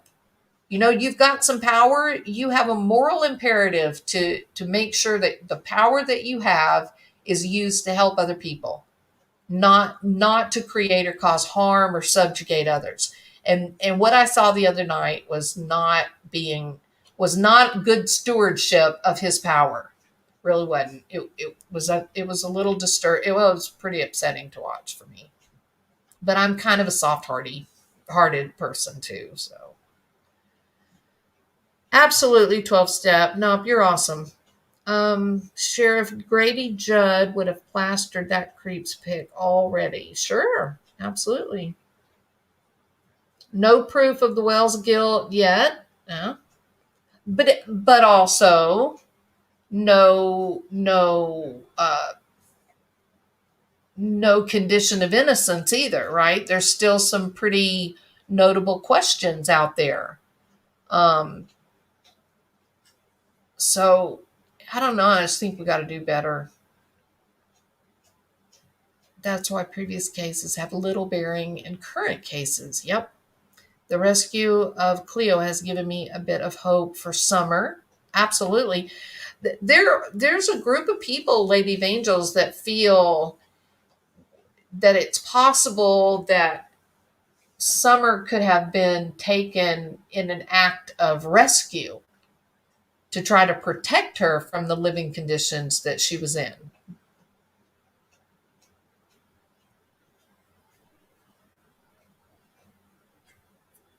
With every right comes immense responsibility. Absolutely, Kathy. Yep. Yep. All right. Okay, everybody. Gonzo, thank you so much for commenting and giving us just a little bit of insight. We love it when you dole out a few little tasty morsels. So thank you for that. Appreciate it so much. Um, Remember, please, that the commentary that I gave tonight was based on the contrast between the way that I kind of conceptualize Brian Laundrie and the brainstorming possibilities that I come up with compared to true crime rocket science and the way that he conceptualized Brian and the possibilities that he came up with as he brainstormed. And the difference is so dramatically different, but it does highlight that filter that I've been talking about, that everything that's come before you, all the experiences that you've had, whether it happened to you or it happened about you or it happened because you watched it on television or a movie, all of these are experiences that will then be used. Your brain will automatically, without you even trying, your brain will automatically use that to cast judgment when you see another situation with similarities. If you were the kind of guy that perhaps you've had a history where you were with a woman who was overly melodramatic, maybe she slapped you, maybe she did a lot of screeching when she got angry, maybe she kicked you in your shin when she got mad, maybe she was always accusing you of infidelity, right? If you had the misfortune of dating someone like that or being married to someone like that, then you may very well look at Brian and Gabby and you may think to yourself, wow, Brian really loved Gabby, but she was just so emotional that he just didn't know how to manage her. He just didn't know how to deal with all that she had going on, and she was hitting him and he just snapped, right? That may be what you're seeing. But then if you're someone like me and you've got training in domestic abuse and you understand what, gaslighting is, and you understand the process and the differential in power for these people that are in abusive relationships, then when you watch what the police body cams show, then you see, no, Brian is mirroring the cops' behaviors and words. He's schmoozing them. He's gaslighting them to kingdom come and back. He's being very goofy and very calm. However, this goofy kind of little boy caught with his hand in the cookie jar is the same exact guy that you just had two guys call 911 to report because he was hitting her. Two guys, not two girls, two guys called to report it. That tells me it was pretty violent, right? But when he's out there in front of the cops, he's being little Mr. 5-year-old. Oh, I'm such a goofball. And I'm so sorry. I'm so sorry. I'm so sorry. I'm so sorry. I'm so sorry. I'm so sorry. And Gabby is showing those hallmark signs of ongoing abuse where she is taking responsibility. She is saying, no, no, no, no, no. I hit him. No, no, no, no, no. I was the one that was wanting to clean. I'm the one that has the problem. I'm the one that has too much anxiety. I have trouble. Don't look at Brian. He didn't do anything wrong. He's great. Because she knows if he gets arrested, when he gets out, there's going to be hell to pay. It's going to be her fault from him, right? So we see it differently. We're looking at people that are doing exactly the same. What True Crime Rocket sees and what I see is exactly the same. But because my training and experience is different than his training and experience, he sees Brian as a reasonable kind of guy. Because of my training, I see Brian as someone who's manipulating. Yeah. And both that filter that we carry with us that happens automatically, really, it can really sway the way that you look at these true crime events, the people that are involved in these stories. It is very difficult to keep an open mind if you are faced with a person that is triggering some memory in you. Oh, my ex-husband used to do that right before he beat me up and sent me to the emergency room, right? So, yeah, so the reason that I thought this would be a good video, good commentary to make, would be that same thing having to do with the Wells. Let's be a little bit more discerning about casting judgment, judge, jury, and executioner, right? We do have to trust the police, the local police, the county sheriff, and the state and federal, TBI, Tennessee Bureau of Investigation, Federal Bureau of Investigation. We do have to trust them. They have gathered. They were there. They were searching. Gonzo was with boots on the ground. He was there. He was the one that came out and said that he saw multiple paths of egress. There were plenty. There were plenty. We were told, no, no, no, there's no way on the mountain. There's only one way off the mountain. Remember that? Remember that? We know who told us that too, don't we? But then Gonzo went, and Gonzo's like, no, no. You can get you can get up and down that mountain. No problem. So when we look at the Don Wells, Candace Wells, the disappearance of Summer, when we look at that situation and we feel angry because those kids were living in filth, because there wasn't enough food, because it was a disaster in addiction and alcoholism, what we really got to be careful about is saying they did it. This thing with Cleo is a perfect example. Maybe they didn't. Maybe there were nefarious characters coming around and somebody decided they could make $100,000 by selling that little girl. Maybe somebody came around and said, I don't want this little girl to have to live that way. I'm going to take her and adopt her out to some private adoption in, Germany or something. So we do have to have, if we're going to do this whole true crime thing, we do have to have some faith in our law enforcement.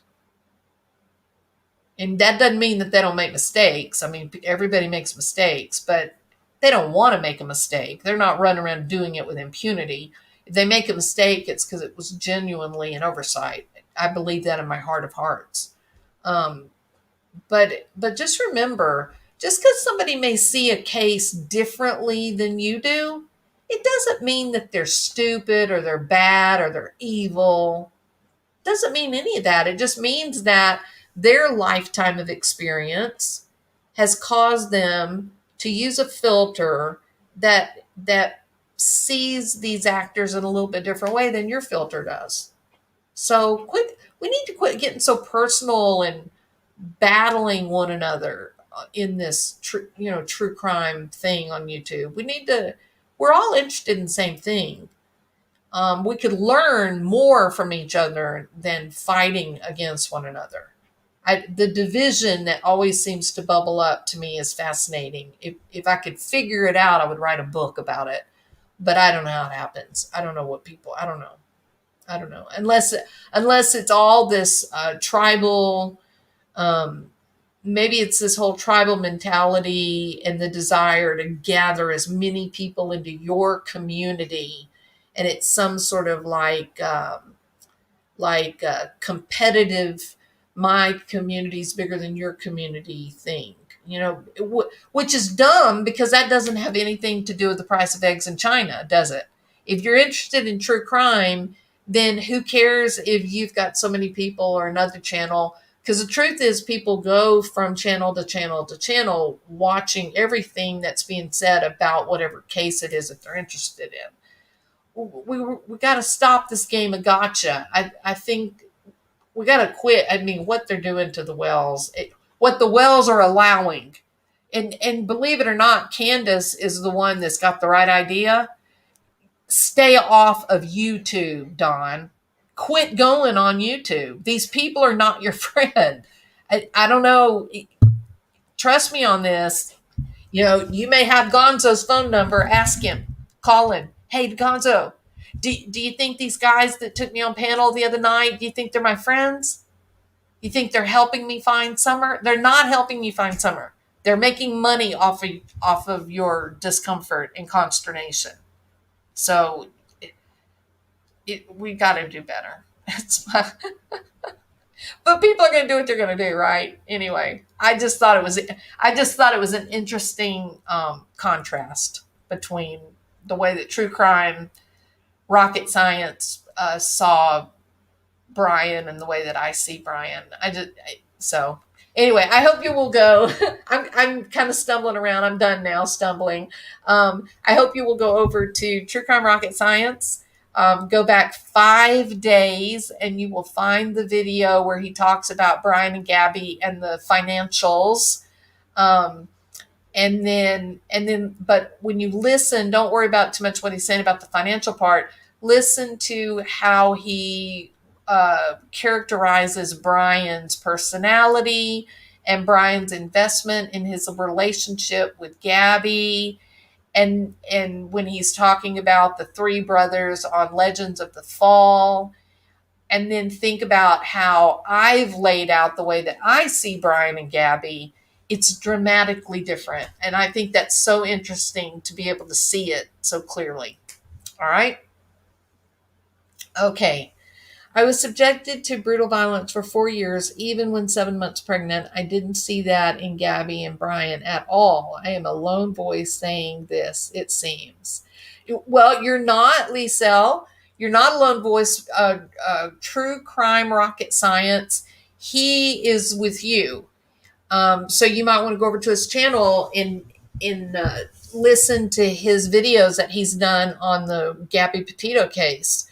Because he's kind of with you on that. He doesn't really see it that way. He thinks that that Brian was very much in love with Gabby, and that whatever happened that resulted in him snapping, she lost her life, that he was devastated, and that was the love of his life, and he had destroyed her, and he loved her, and he didn't want to go on without her. So very interesting, Liesel, and I think you would like his videos. I think you could relate. So I hope you will go listen. I mean, as a victim saying this. Of course, Liesel. No, I understand. Yes. As long as Don Wells is boozing it up, the desire to drunk dial at night will never subside. Nobody should, YouTube and drink. It's a bad combination, Caldonia. They're human, not robots. Every human makes mistakes. Even if you're well trained, it doesn't mean you still can't have grace to make mistakes. We all make mistakes. Absolutely, Diane. I agree completely. I watched TCRS when it came out. I thought he was full of it. Well, Kathy, I know, but it's okay. I think it's fascinating to hear the different perspectives. I like his. He's definitely he's very analytical. Um, yeah, I do like his comment. I don't agree with everything he said. I agree with some of what he says, not everything, but he's toned down some of the stuff that I used to really disagree with. But for the most part, I definitely enjoy his channel. Like I said, I listen to his channel on the way home from work. That's when I listen to it. So, y'all take care and goodbye. Well, you have a good night, 12-step woman. Thank you so much for being here and making so many great, interesting comments. I really appreciate your engagement. Thank you so much. All right. I see the Gabby case pretty much the same as Jules, but I watch Rocket Science. So you know what I'm talking about loosely. It I think it's very interesting to see Brian through Rocket Science eyes, that he humanizes Brian. I think that's interesting. It gives you a different perspective, right? Yeah. All right, Sam, I am. Good night to you, Sam. I hope you sleep very well. Okay, everybody. I don't know if Gonzo's still here or not, or BZ Mama. I hope you guys sleep well tonight. Thank y'all for being here. I appreciate it. BZ is going to go live again with me, and but we haven't gotten our topic together or anything, so we're going to focus on that, get that together, and I guess maybe we'll do it this weekend. So she's very interesting. So pay attention when I put up the topic for BZ Mama. She's a great friend. Oh, you're late, BBT. I'm so sorry. And BBT, notice there are no wrenches in the chat, and there are no wrenches in the chat because I had duplicate mods. Everybody had a wrench, or not everybody had a wrench, but all of the wrenches, there were 2 accounts. So I don't know if it was a problem with my computer or if it was a problem with YouTube. I don't know what happened, but it made me nervous. And so I took all of them away, and now I'm going through and I'm double checking all of the accounts and make sure I have the right account for that person. So your BBT, your wrench will be back. All right. Good night, Liesel. Thank you for being here. All right, everybody.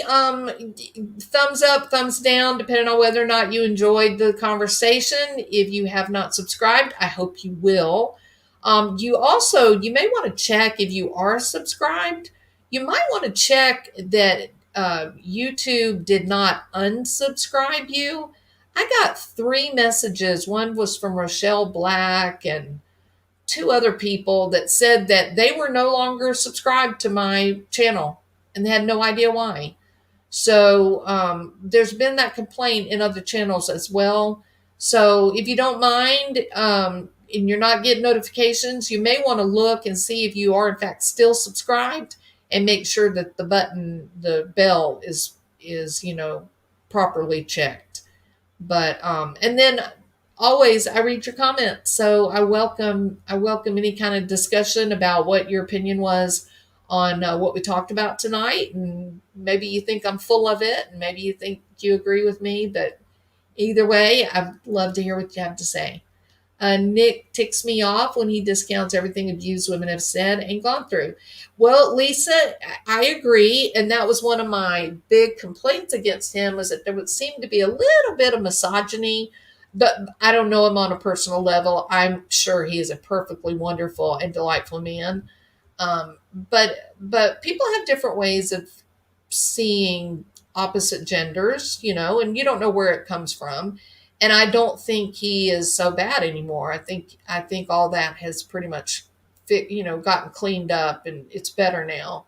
So yeah, sometimes he does. You got to realize, sometimes people run across abusive women. I mean, I know of one. um,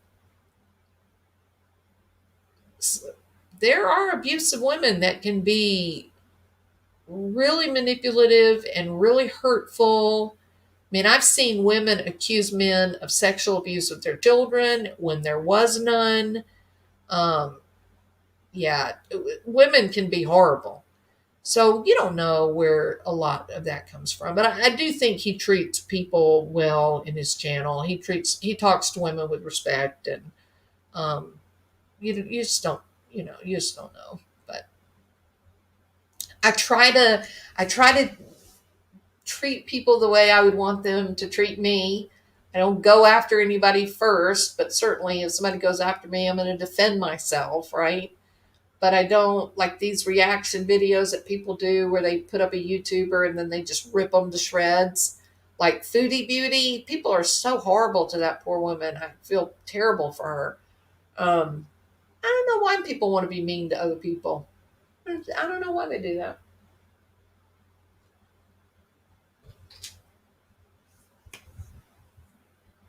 And they seem to take joy in talking hateful about other people. Some of these girls are, they like it. They like being hateful. It's they just seem to be screwed up people to me.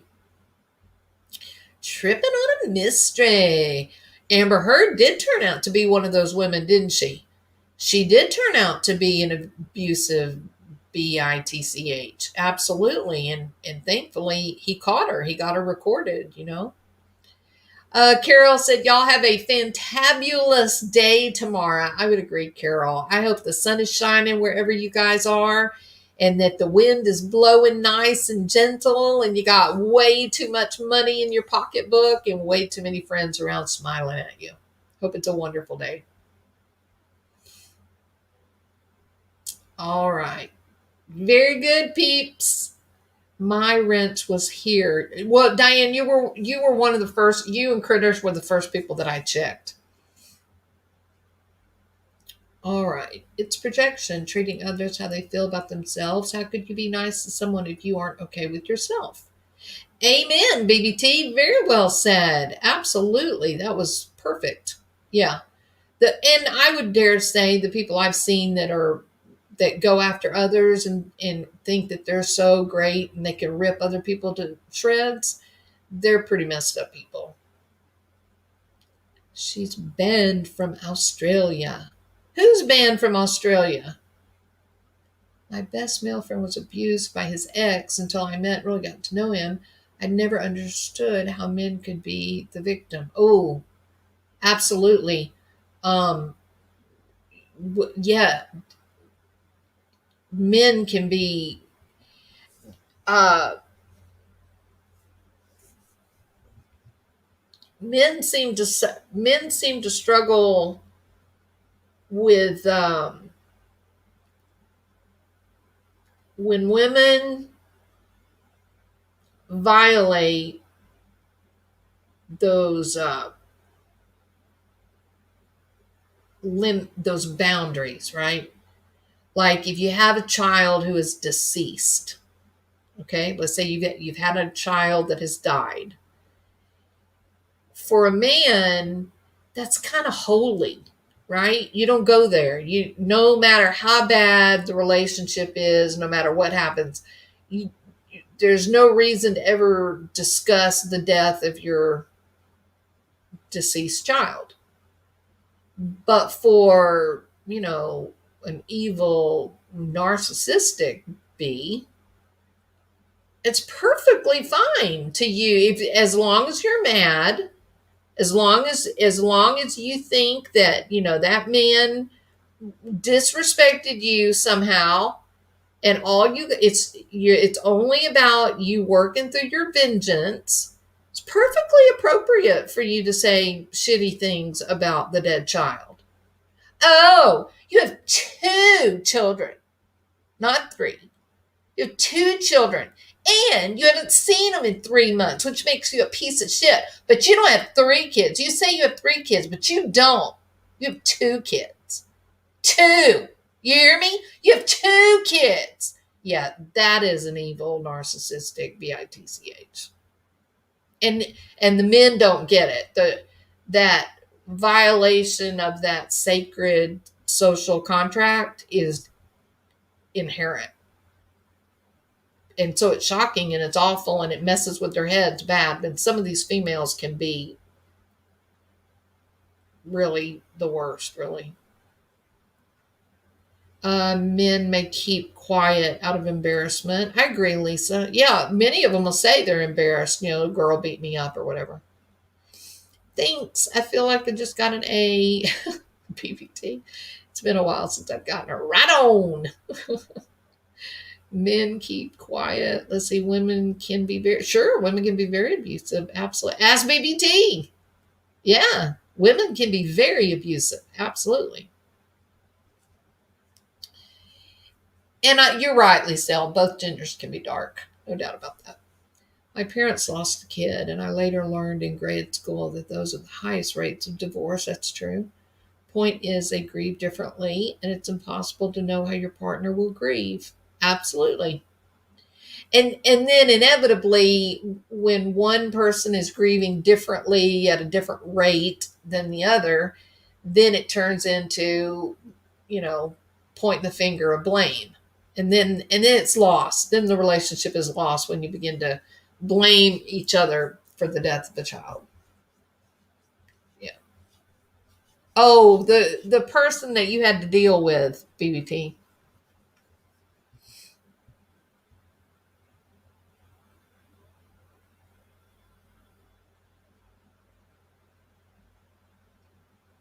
Yeah. No, I know what you're talking about, Arctic Cat. No, the home is a sanctuary. It should be safe for every member of the family. Crazy doesn't care if you are male or female. Sorry. Well, that is absolutely true, BZ. But sadly, females seem to have a special talent for violating social boundaries. Unfortunately, and yeah, sure, there are men that do the same stuff, but fewer men. Most men, fight it out and then it's over, but not to get down into something dirty like that. The safest, most comfortable place for the children. Yeah, absolutely. The home should be a safe haven for everyone. The world is a difficult place, and everybody needs a place to come home to where they're safe and they can recharge their energy and they can feel the love and the empowerment of the people there. Your home should be your haven, right?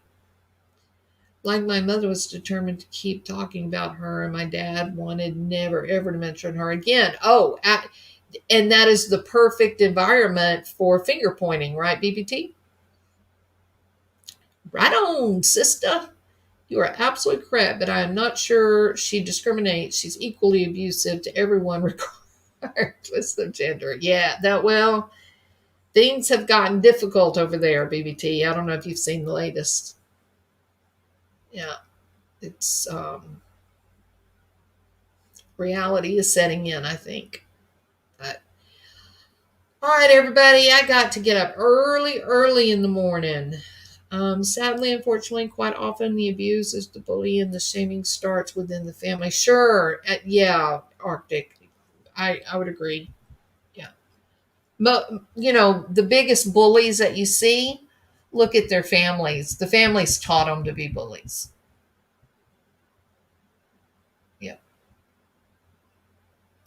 I'll never forget the day that my little boy was crying. There'd been an altercation at school, boys, at the elementary school.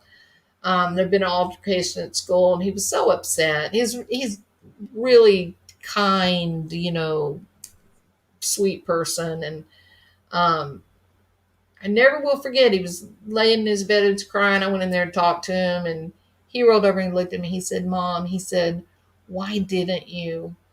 And I said, "What?" He said, "Why didn't you?" And I said, "What? Why didn't I what?" He said, "Why didn't you teach me to fight?" I was like, "Oh, God." I said, "Well, you know, there's all different ways to fight.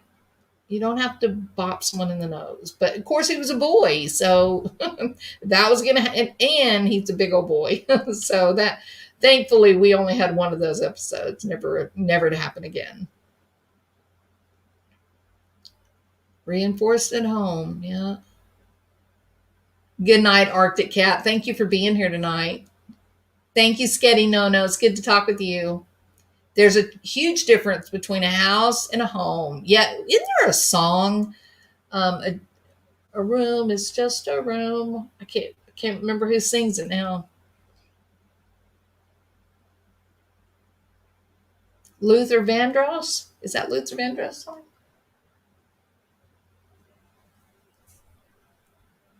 It's a tearjerker.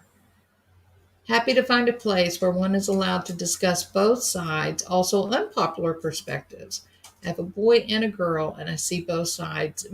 Very good, Lisa. I was the same. I have one boy and one girl, and yeah, it's much different, isn't it? Being the mom of a boy versus the mom of a girl. It's a whole different ballgame. I'm going to tell you this too. My daughter was much more difficult than my son. I think Moab police were trying to be PC, looking for physical signs of battered Brian boyfriend syndrome. Brian presented as a vulnerable child. He was childlike shades. Yeah, absolutely. Probably didn't understand reactive or resistive abuse. Yep. Fighting is not what you are about. No. It's a waste of time to do all that. My boys are my staunchest defenders, even though all but two of my children are gone from my house. Now I have 6 boys. Wow, Arctic Cat, that's amazing. You are a hero. Whew. Good gracious. Generally, amen about daughter. Oh yeah, you know what, generally. So the running joke in my family was that God gave us our son first because he knew that it was going to take 3 of us to deal with her. And she is delightful. Okay. I tease her about this too, but whoa, man, she is powerful. She has a powerful personality. And when she get mad, you get out of the way because she is, I'm telling you, but she's perfect, just like she is. Yeah. So my son, he came into the world 35 years old. You know what I mean? He's one of those old souls.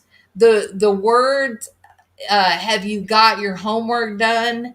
never came out of my mouth ever. He would, for a long time I would make a joke that he was the only adult living in my house, and he was like 5 years old, right? Um, he it, straight A's. I mean, I don't even think he even like missed a single question on a test. He got himself up. This was starting from kindergarten, first grade. He was up and dressed and had his lunch ready to go before I ever got my lazy butt up out of the bed. Right? He'd wake me up, Mama, I'm gonna be late for school. You gotta get up. I'm gonna be late. And I'd be like, leave me alone. It's 6 a.m. Right? He just, and it wasn't anything I did. This was just who his soul was. It's just how he came in the world. And he studies everything carefully when he's going to make a decision. He knows every aspect, he considers every ramification. I mean, he is a cool guy, right? He is a very interesting person. Um, but my daughter, just as brilliant as my son, but in a much different way. She is physical. She's an athlete, just and tough as nail. I mean, she's tough. Okay, so one of my funniest memories of her. So she played basketball.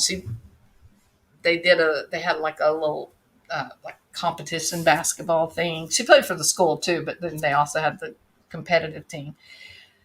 We'd gone over to this game, this tournament on the weekend, and I think it was Tyler, Texas, and some of these girls looked like WNBA teams. I mean, these were real players, right? Big old girls.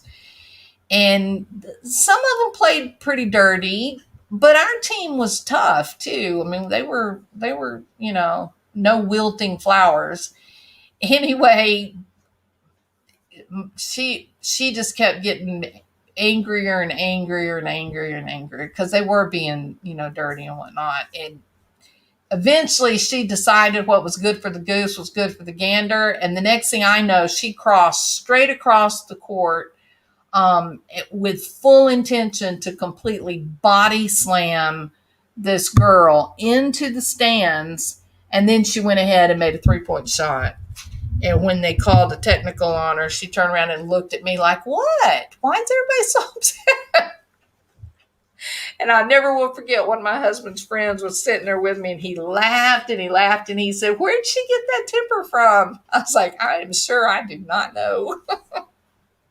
But she still is. She's very strong. She is unique, and she loves anything outdoors. She does kayaking, skiing. I mean, she's cool. She's a cool girl. And she's got a biology degree from Texas A&M. She's a cool person. So I had two really remarkable, unique, wonderful kids. And they're both both just love animals, and they're just sweet and kind to people. And yeah. You can tell I'm very proud of my family. Birth order. There you go, BC. Absolutely. Yep. That's right. She is bright and sassy as the day is long and stunningly beautiful. Yep. Absolutely. She is very beautiful. And he never really had to study to ace his test. See, we all had the same kids. Look at us. We're a great group of mamas, aren't we? Family size. I was 7th. Oh my God, I cannot imagine having that many brothers and sisters. I was 7 out of 11, but the oldest of the second batch. But that's good, right? That's good that you've got such a big extended family. I had 3 girls in 3.5 years. Scottie Nona, didn't you know what was causing that? Whew. Oh my goodness, 3 years of pregnancy. Oh my gosh. You are a trooper. Okay.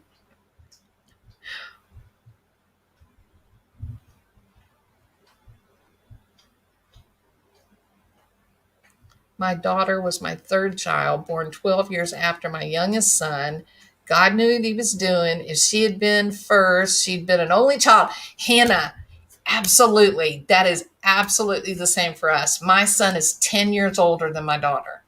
And it was exactly that same thing. God gave us him first because he knew we were going to need help. It was going to take 3 adults to deal with her because she was so powerful. Yeah. BBT says, I'm an only child. I can't imagine sharing. It might help you a little bit, BBT, to learn to share. It's so funny. Yeah, some of these girls, right? Some of these girls, man, they can be really something. 2 girls, 1 boy, then a girl, 2 boys, another girl. Oh, you are blessed, Arctic Cat. You are blessed. Absolutely. You know how many grandkids you're going to have, Arctic Cat? Oh my God, you could have your own football team. Y'all will be the Arctic Cats.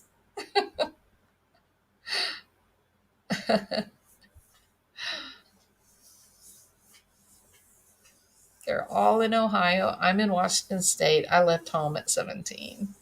Well, a lot of people do leave home 17, 18 years old, but those people they're strong, right? They're individualistic. I'm an only child, but I had a boy and then two girls, 15 months apart.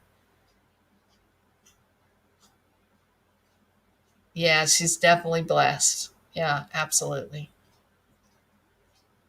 Have 15 grandkids and two great grandchildren. Wow, that is impressive, Arctic Cat. Absolutely impressive. Do they all live near you?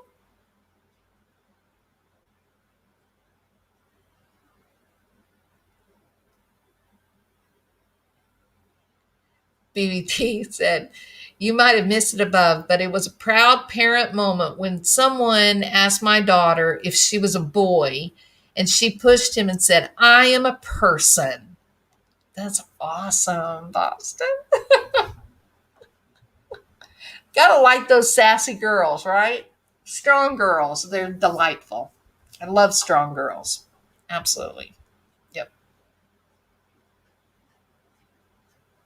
My daughter, she's going to kill me if she ever finds out I was telling these secrets, to a couple of few close friends. She got so mad one day, she literally tried to tear a tree out of the ground. Literally. It wasn't a very big tree. It was a small tree. But wow, she was so mad. Yeah, that was not a good day. And then she giggles, right? Then after it's all over with, a couple of days later, something comes up about it. Then she just giggles. She said, I know, I'm so embarrassed. Like, well, maybe you're not embarrassed, but at least you have the dignity to know you should be embarrassed. No, she's awesome. She's cool beans.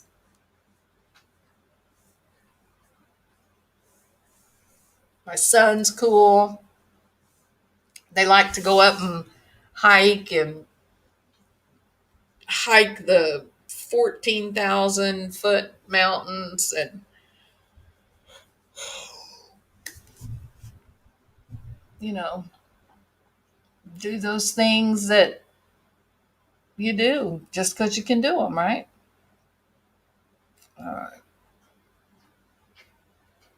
All right, everybody, I'm gonna have to go to bed because I got to get up early in the morning.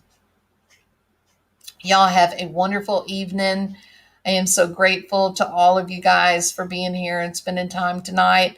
Like I said, if you'll do a thumbs up or a thumbs down, depending on whether or not you enjoyed the content tonight, I would appreciate it. Also, some people have said that they were unsubscribed from channels, not just mine, but others. So you may want to check because YouTube is doing something weird, like doubling my wrenches. So you may want to check and see if you are still subscribed, if you're not getting notifications. And then I always love to read your comments. So I look forward to you leaving a comment. What did you think about the topic, and what's your opinion on what I had to say about how we interpret what we hear related to these crimes? And I invite you, please go over to True Crime Rocket Science and watch his video from 5 days ago where he talks about Gabby Petito and their financials, so that you can hear the difference between the way I see Brian and the way he interprets Brian. It kind of proves my point that we have to be careful about casting judgment because much of our belief system comes from our own personal experiences. All right. All right, everybody. It was good. I'm so grateful for y'all to be here. I appreciate it. I had a lot of fun laughing and talking with y'all. All right. I got to go. Talk to you later.